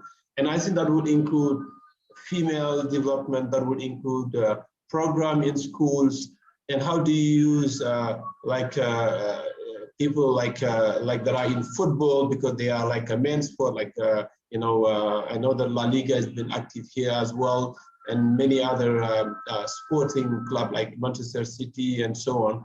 But I think you need to use that power that maybe the popular sport can give you to bring people together. And I think for me, it has to go everywhere. It has to go from school to the communities, to the rural areas, and making sure that everyone have access to sports primarily before you're thinking about going to the next level, which is developing sport further. Sounds great. Thank you very much. Mr. Daniel? Thank you, Mr. Diamil. I completely agree, and I take advantage of the opportunity. I think it will be very interesting to discuss with you in terms of how to make this happening. As you mentioned, you are now in Saudi Arabia, and we have been working on different projects here in the region. I will give some examples. But I think you also mentioned one of the keys here, that is how to develop society through, for example, approaching women. In La Liga, we have been based in Middle East since 2014, and one of our main objectives have been trying to help women to get access to sport through different activities. For example, in Kuwait, where we are now planning to have an academy also aligned with government guidelines for the development of grassroots. We helped to organize a tournament of women football, and we are now, for example, in conversations with other different countries to get these little kids to know more about physical activity. It's not just because we want them to be professional athletes. We know this is very difficult, and this is not our objective here. Is for them to get to know the sports, for them to get to know the physical activity. Now in Iraq, Jordan, also in Oman and in UAE, we are speaking with governments and football institutions and football associations to get the women football more known through the experience we have in Spain. We have we know how difficult it's been for our football players in Spain, the women, to get access to sport, because sometimes their parents didn't agree with them into introducing to football. They rather them play in other sports, but they push them and they got the opportunity to play football, and they have very beautiful and amazing stories about how they chased their dreams. And now is what we are trying to get these stories more known here in Iraq, in Palestine, in Oman, in UAE, for the little kids, the little women, to get access to the sport, because we firmly believe that it can get an impact in social development for them and for all the country. So the more women practicing sports, the better it's going to be, not just for them, but also for the country and for all the population. Thank you very much. Who would like to go next? Is it Ms. Kimberly? Hi, yes. Well, one of the things that we're doing is that we understand that sport is all encompassing. So we're, from a social standpoint, we're also looking at the physical, the nutritional, and the mental well-being of our participants. And as the other speakers have said, and I have mentioned previously, we're making this an inclusivity sport. We're looking to grow it both from women, children, amateurs, and adults. And we're looking for the government to help support us and helps promote it within the regions that we're at.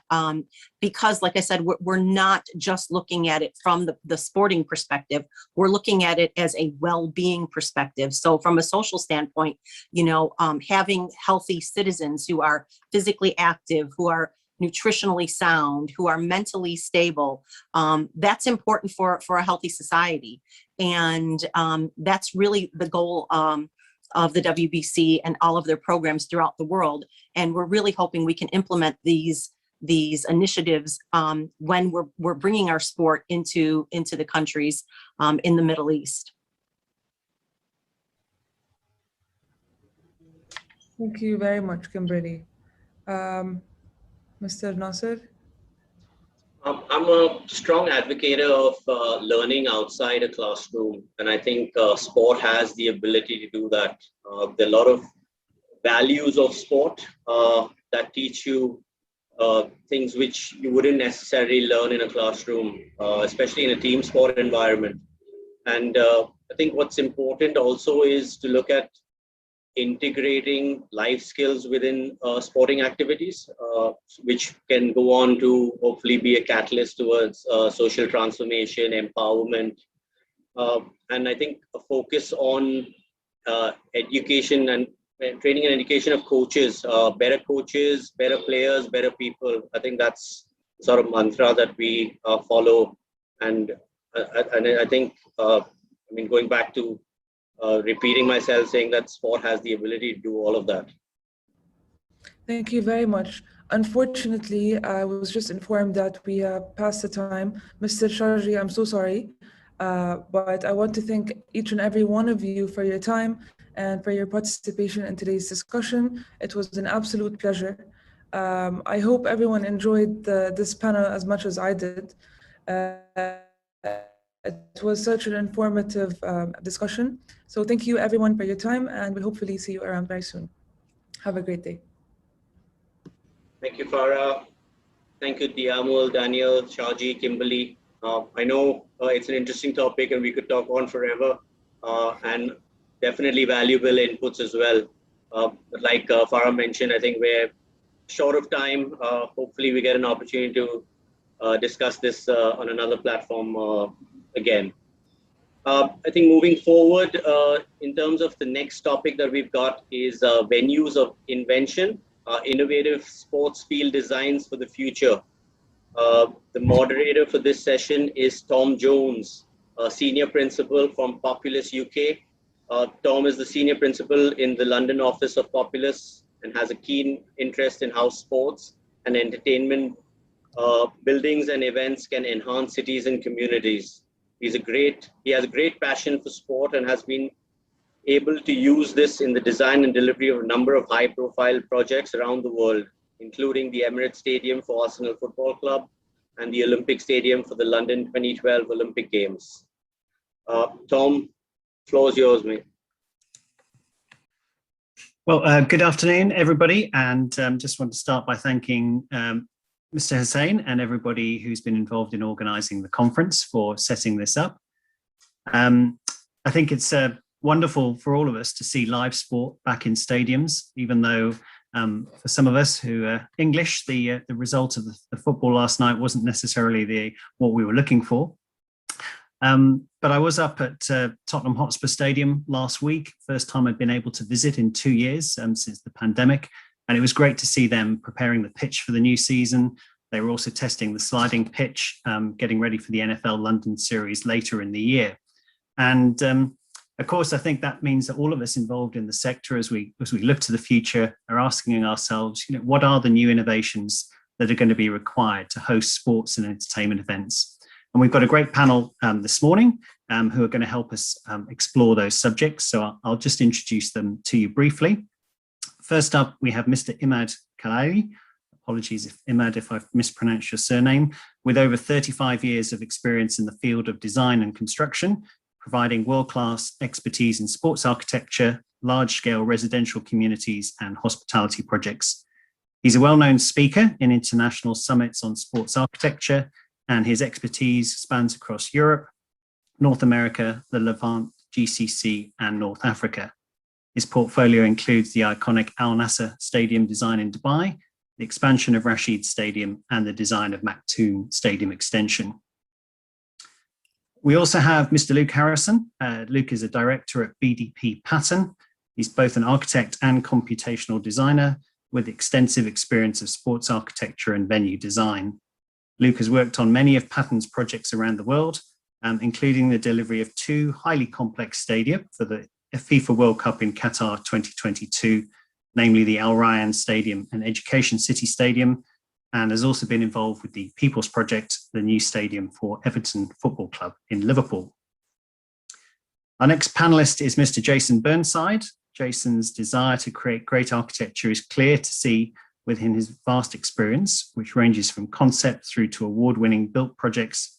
And as one of the longest-serving architects in the firm, he's designed and delivered some of Giage's high-profile projects, including Serenia Residences on the Palm Jumeirah, the Arcadia School's secondary campus in Dubai, the Gate Village DIFC, and the Federal National Council. And last but certainly not least, we've got Mr. John Clark.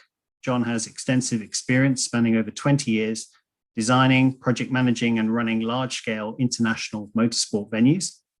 A range of skill sets include major international event management, venue design consulting, full operational setup, government compliance, WHS frameworks, and commercial project management. So we'll push straight into the conversation, and perhaps I'll start with Imad and just ask you, Imad, to maybe give us some thoughts for a few minutes on what you see as the emerging trends in sports facility design. Well, thank you, Tom, for the question. For the emerging trends and the design of stadiums now in general, I think we are seeing now architecture is getting more integrated with the community, getting more engaged with the street and people in terms of architectural expression and language. In terms of the arena, stadium itself to be converted to arena, this is getting more and more likely to be implemented because of the issues with the cost that stadiums are causing high capital cost for the investors.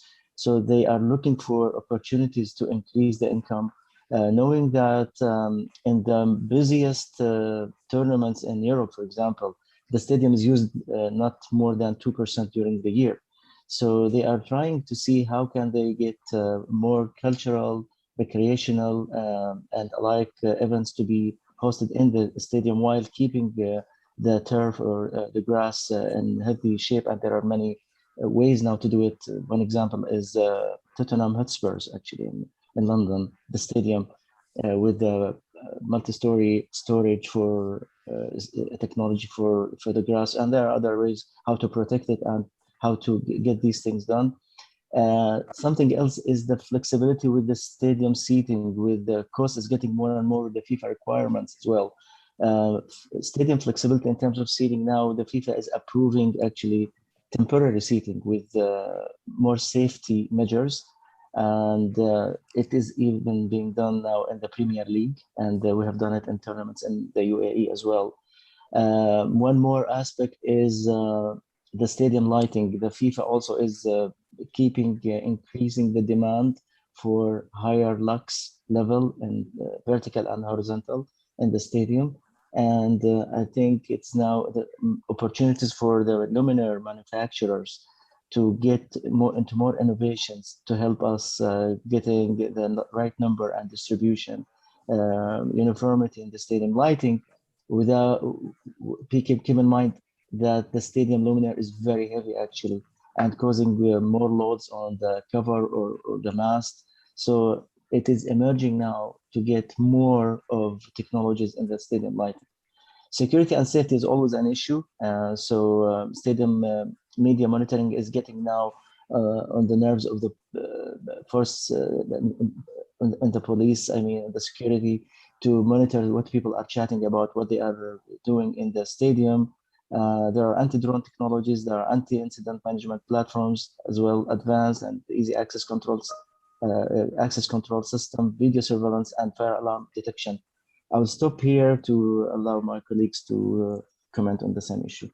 Thank you. That's very kind, Imad. I appreciate your timekeeping there. I'm going to move on to Luke and just see if you want to build on any of the things that Imad has introduced there in terms of these emerging trends in sports and stadium design.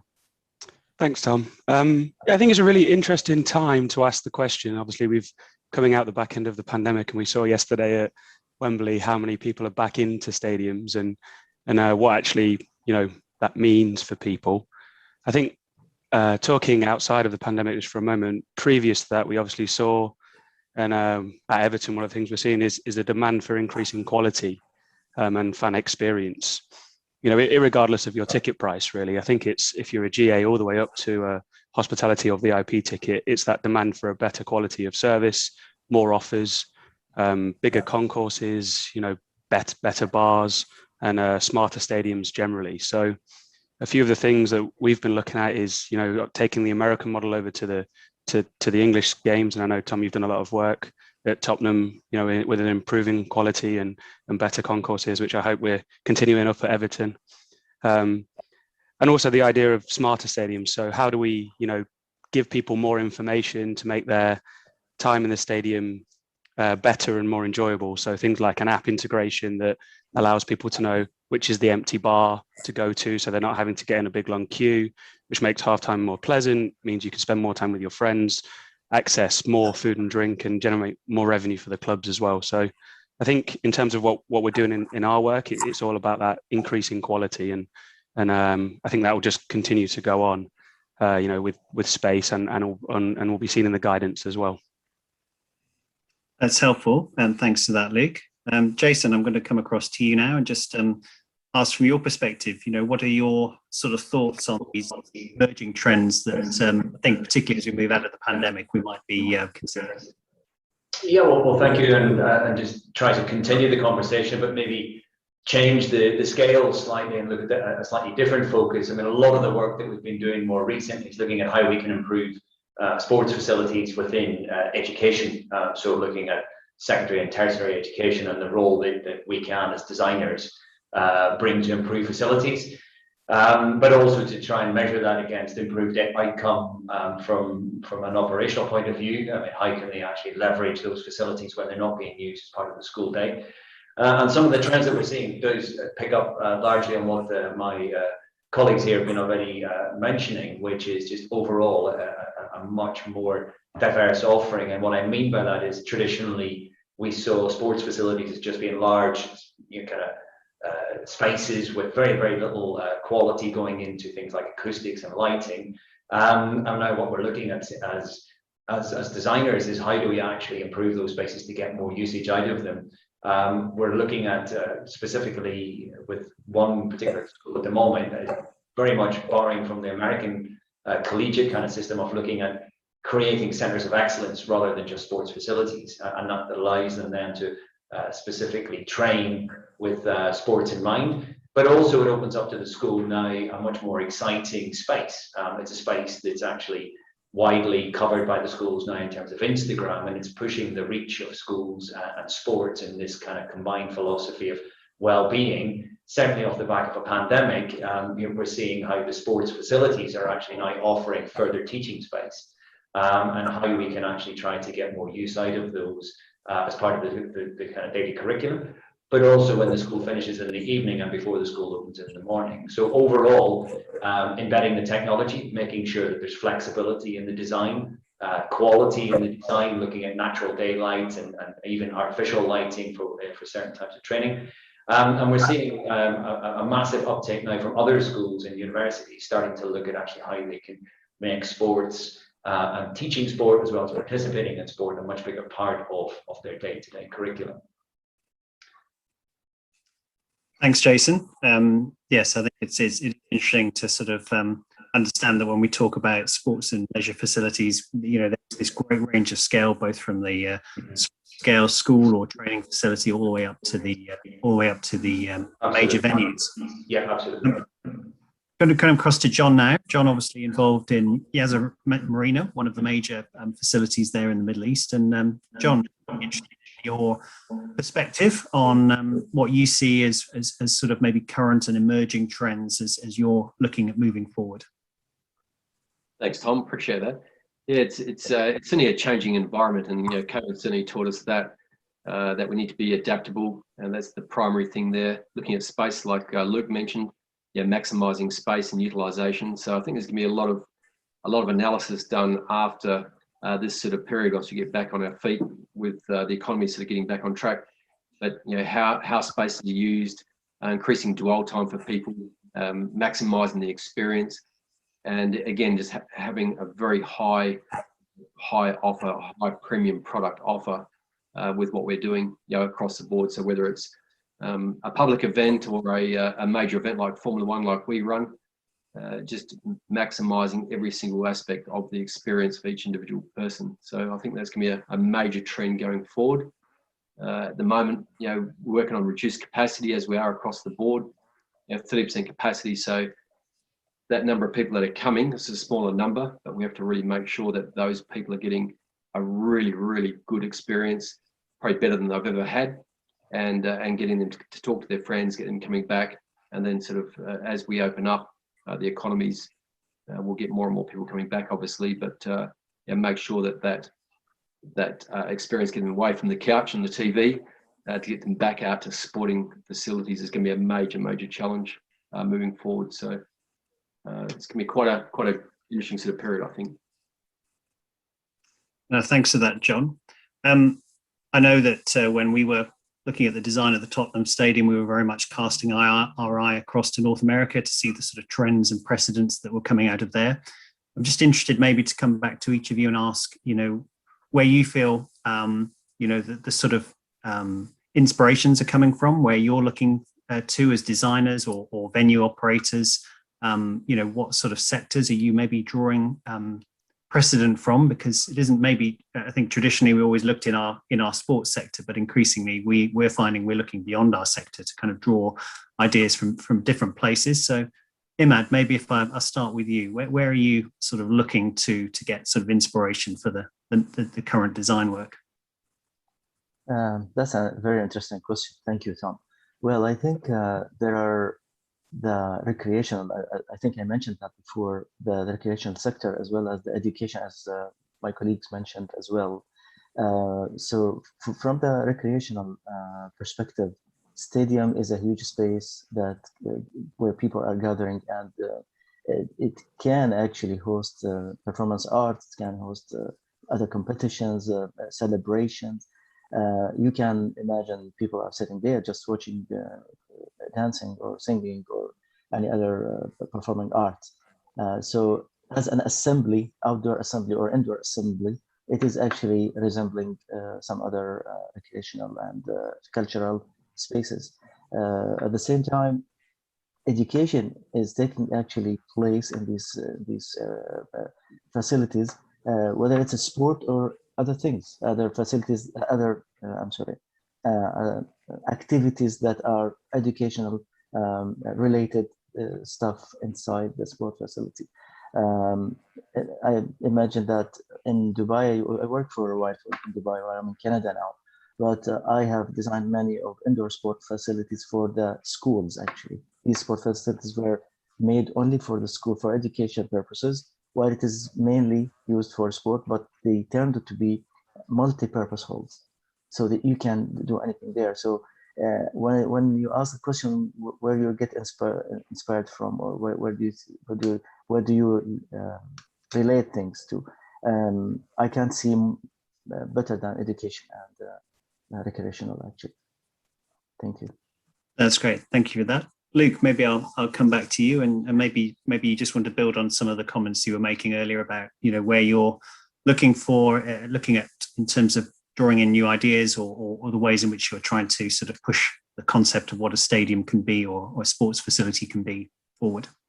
Yeah, thanks, Tom. I mean, as you just briefly said there, North America has always been somewhere we've looked at in terms of the hospitality model to port over here really to the UK. But in terms of beyond that in the future, I think music festivals offer a really interesting model that could be applied to sport. So the idea of bringing people down to a like a Glastonbury type festival where maybe you camp, or there's a type of accommodation and you watch a series of sports events like a tournament. And I think we're seeing this at Cheltenham with the cricket festival that's going to happen over the next 12 days in July, where everyone's coming, they're going to watch a series of one-day internationals or T20 matches. There's food offers, there's broadcasting rights that are being offered there, so really having a focused tournament, but over a period of days where you've got a captive audience for, 12 days as it is with the Cheltenham Cricket Festival. So I think, looking at those kind of models and how they work, and how, post-COVID, I think there's going to be this real intensity for people to get back to live sport and, really enjoy things together as a group, and offering that as a single event, as opposed to something that's much more spread out. So these more overlay type events, rather than, a traditional, there's a stadium that you go to on a Saturday to watch a match.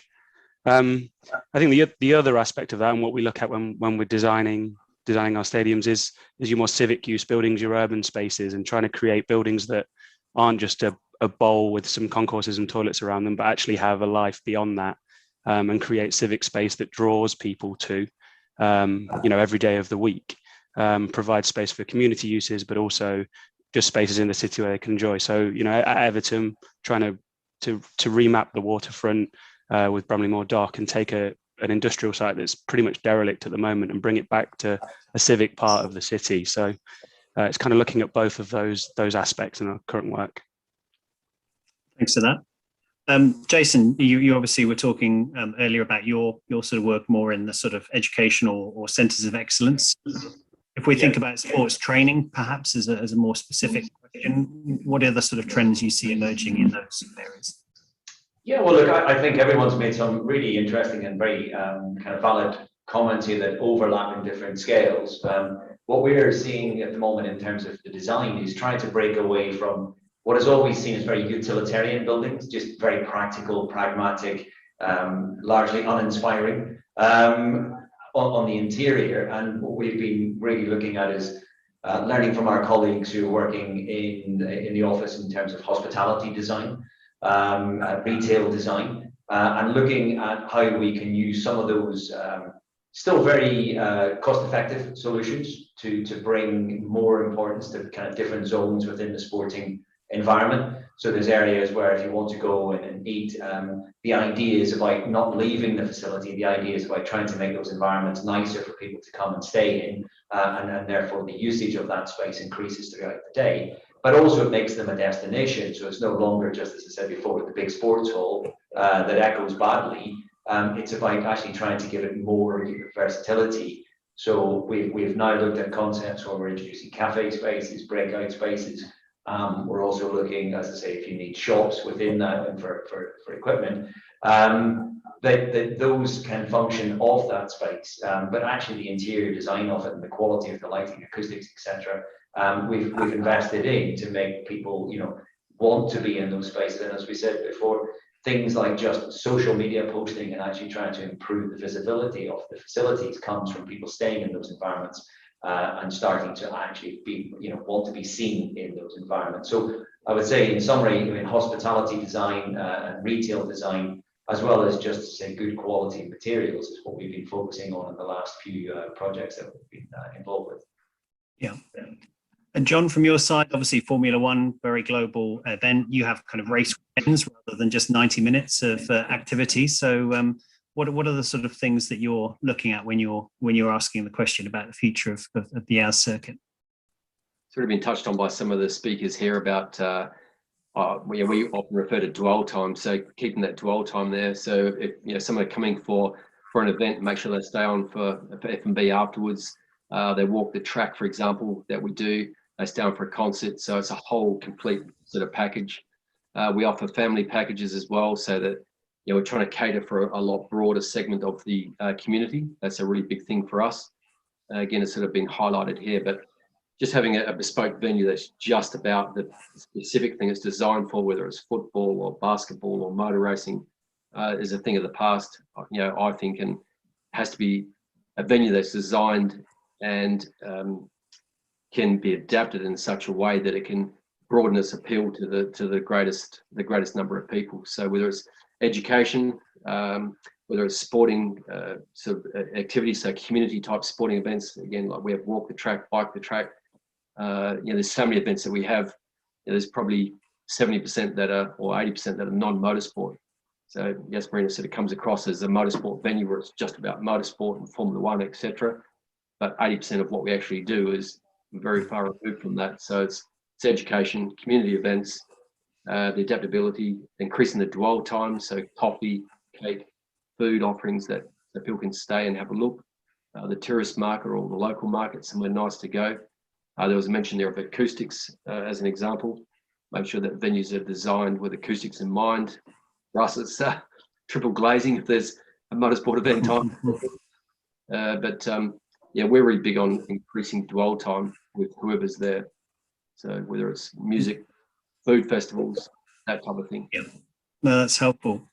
We've had a couple of questions through, so I'm just going to kind of pass these back through you as well. The first one really asking about how they ask unconventional stadium architecture. I think just say, how does the design of venues help to support the rehabilitation, or let's call it regeneration of an area? And how do we help to build the image and increase the spending effect from professional sports? And I'm going to reverse the order so that we break it up a bit. John, Yas Marina, as you were mentioning a bit, it's far from being just the racetrack there.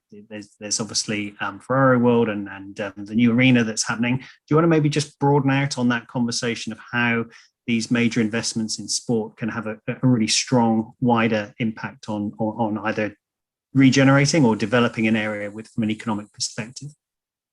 Good point, Tom. You know, Yas Island, it's way bigger than just a Yas Marina racetrack, and you know we're working all the time with the partners on the island to make it an event destination or a tourist destination, somewhere nice to go, even if it's going for a staycation, which is obviously very popular on the island at the moment. But an example of that is the ability to feed back into the grid with power, etc. So we have high demands at night for power, but if we could work on storing electricity to push back into the island itself for other facilities that are around us, like SeaWorld, for example, which is more of a day activity, and sort of that symbiotic relationship that we can have with other partners around surrounding us. I think it's a very big thing heading forward. So it's something that's certainly on our radar from a strategic point of view to develop the whole region, not just to look at what we're doing, but to look around at how we can help other businesses around us or other venues around us. That's great. keep you all guessing, so I'm going to go to Imad now. What are your thoughts on the ways in which the design of sports venues can help the regeneration and increase the economic benefit beyond just the sport itself? I would start with integration with the society, with the surrounding society where the stadium is located. If we are talking about renovation or improvement in the same stadium or extension, integration with the society, I mean with the neighborhood where the stadium is, whether it's a city or the district, especially that is not only getting the advantage of the local community, it is also elevating the income of the stadium or the sport facility itself by renting the facility, trying to get people using it all over the year rather than just use it for a tournament or two or regional or international events only.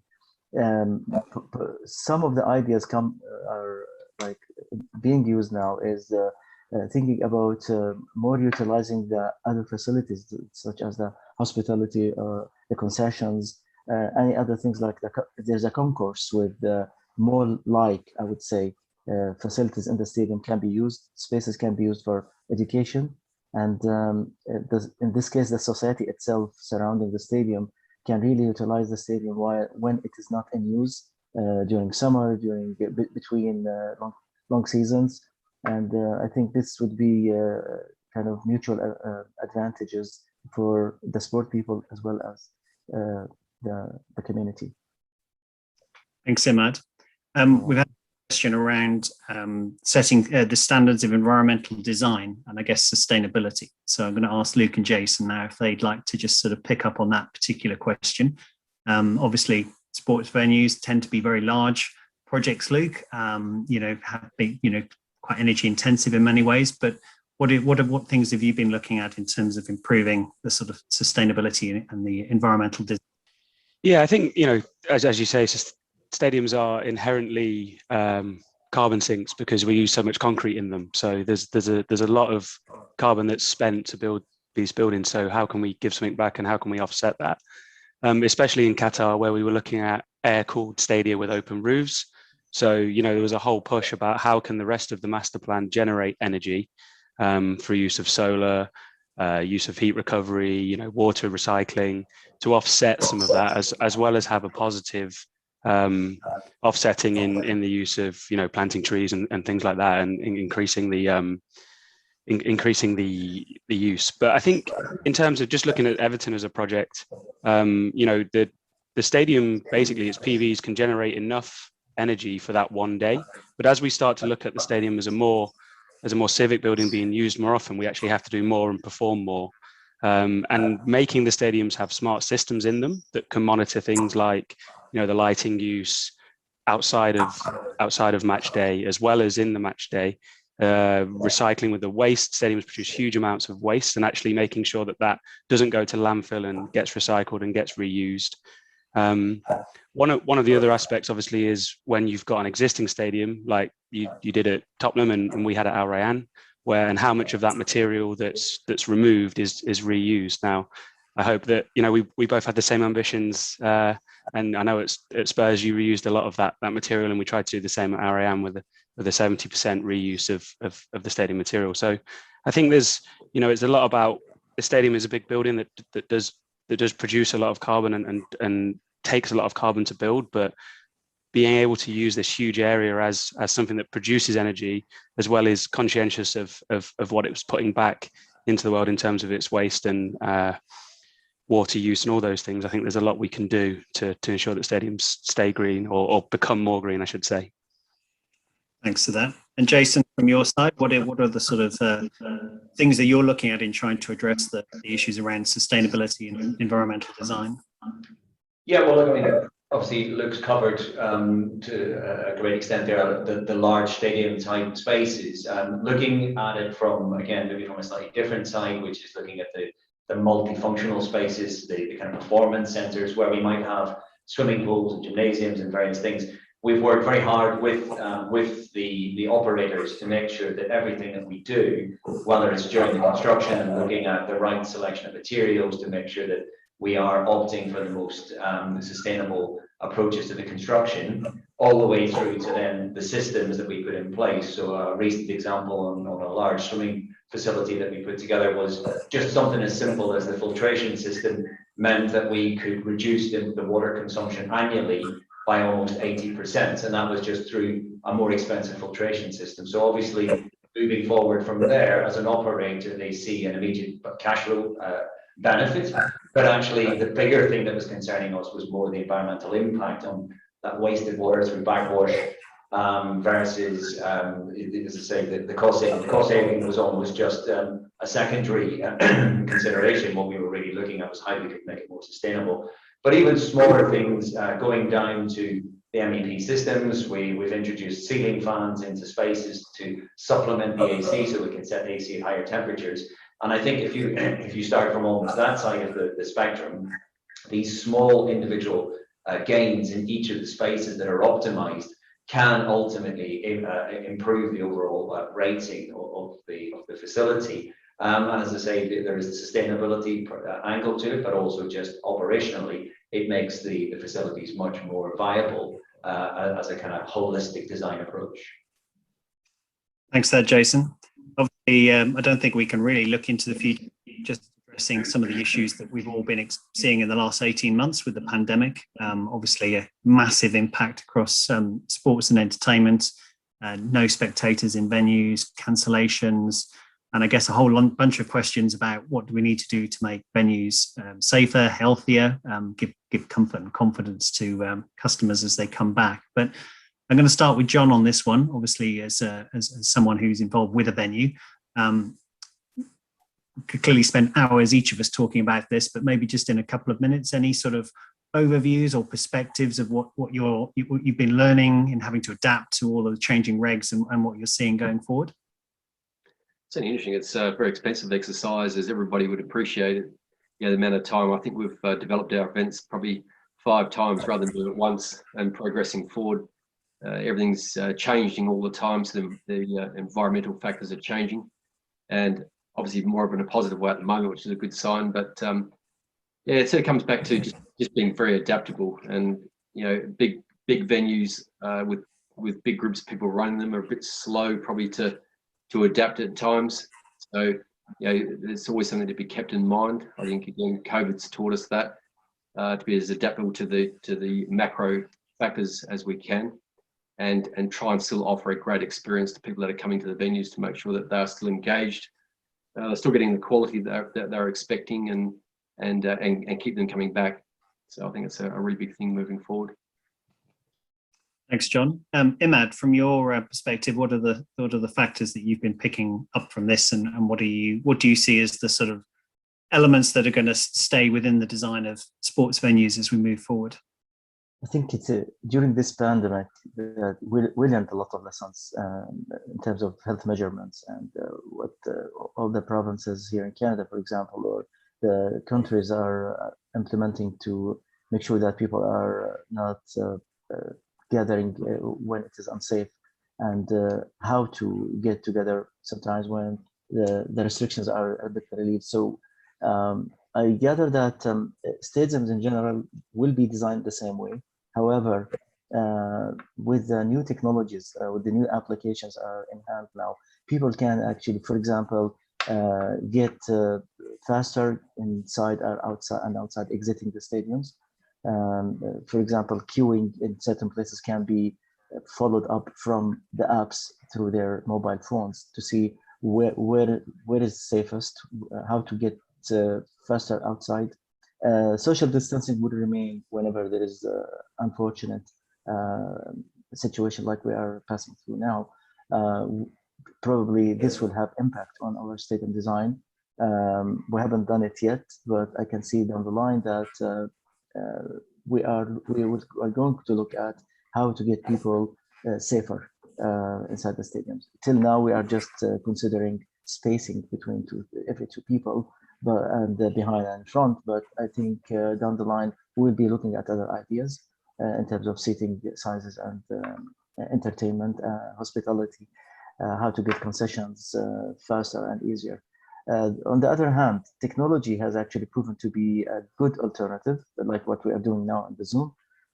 Technology and more options and the iPad or the tablet for the spectators, even inside the stadium. We know that for the VIP, for example, lounges, we are providing actually tablets for them to follow up anything that, for example, if the person missed something in the stadium, he can just rewind and look at it again. So in general, I think technology will have lots of answers for us in the future. And we are going to adopt a lot of technologies, and we are adopting now actually in our designs. And this is one of the key feature I think people will be having currently and in the near future.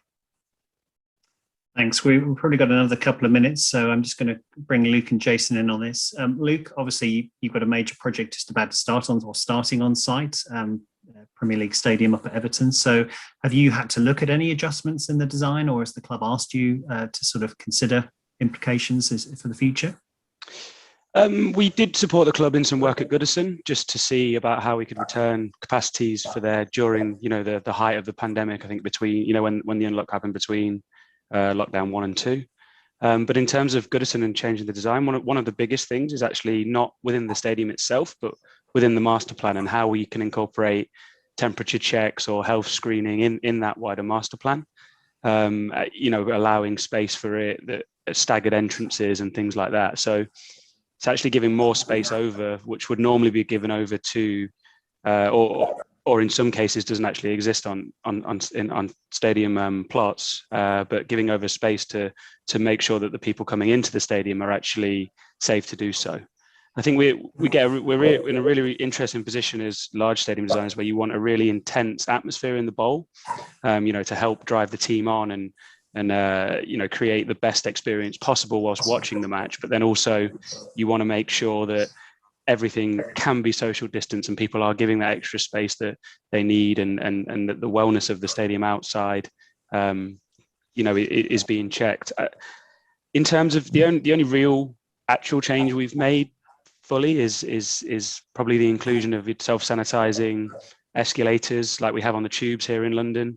Those kind of technologies that have been developed during the pandemic, and including those in the design. But it seems like it's mainly about bringing people to the stadium in a staggered way with enough time to ensure that all the extra checks that are going to happen allow people to still be there for kickoff, and we don't get 60,000 people trying to hit the stadium at once. Yeah. And finally, Jason, just from a sports training point of view, I know a lot of focus has been on how we get spectators safely back into the venues, keeping players or athletes safe and healthy when they're training. Is that something you've been looking at in terms of the work that you're up to? Yeah, I think there's lots of similarities with all the points that have been raised so far. I mean, I think obviously we've all learned to be a lot more patient, in general with the situation, whilst we just get used to this new norm of just taking more time to get into facilities. And I think as long as we can all kind of keep that in mind, I don't think the designs are going to change radically in terms of how we will design in the future. But I think just looking at those kind of close contact points where circulation, the width of corridors, for example, maybe where we have different groups coming together, or the potential for them to come together, there will be some softening of those dimensions, and then they will increase. So really what we've been trying to look at is just, again, looking at the surfaces where people come into contact, where they need to share them, and looking at actually how we can maybe remove doors and just replace it with kind of free flow access routes. Obviously down to the touch points within bathrooms, can we make more things sensor driven? But then also integrating, I think technology will help us massively with this, is looking at just how we can pick up heat sensors and stuff within the buildings to do a lot of that in a much more less invasive way, so that the checks are being done, but it just feels that you can utilize these facilities without the feeling that you're constantly being monitored. So again, a different kind of scale to it, but again, just the common sense approach to trying to look at segregating the kind of the different access points, as Luke mentioned. These are all things that we've been utilizing in our current designs also. That's great. Well, Thank you to everyone for taking part in the panel this morning. It's a fascinating sort of discussion around what the future holds.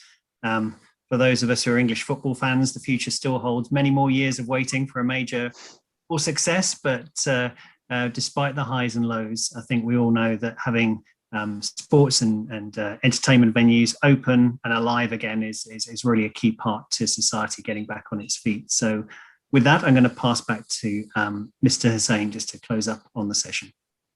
Thank you, Tom. Thank you, gents. That was fascinating to hear the amount of work and the approach that's being taken in towards design is, I mean, unbelievable. I think the future is in good hands with you guys around. So thank you for taking the time out. So yeah, that kind of brings us to the end of our day and the conference. Thank you to everyone for your valuable time. It's been a productive day all around with some great meaningful discussions. Hope you've all had some learnings to take away. Thank you to all the speakers, panelists, and especially you for being wonderful audience. I'd like to take this opportunity to thank the By Sports Council and Verve Management for putting this wonderful event together. Our virtual platforms open up to 5 p.m. UAE time in case you fancy networking. In case you do have any difficulties, please reach out to the organizers. Day 2 of the conference will kick off at 11 a.m. tomorrow, UAE time. Do log in, there's some interesting topics lined up. Once again, thanks all, and stay safe, take care of yourself. That's me signing off. Over to you, Rohan. Thank you so much, Nasser, and thanks for summing up everything. You made my job easier. Well, we had a fantastic day today, and we as Verve Management, as the organizers, we are extremely happy and glad to have all of you with us today. And a special shout out and special thanks to you, Mr. Nasser Hussain, for taking time out and jumping in at the last minute. You are truly a savior, and thank you so much for taking care of us throughout the day. And it's been a pleasure having you with us. Well, as Mr. Nasser mentioned, we'll start our day 2 tomorrow at 11 a.m. UAE time. And here's we signing off. And we look forward to welcoming you all tomorrow for another productive day. Thank you so much, and I wish you a great rest of the day.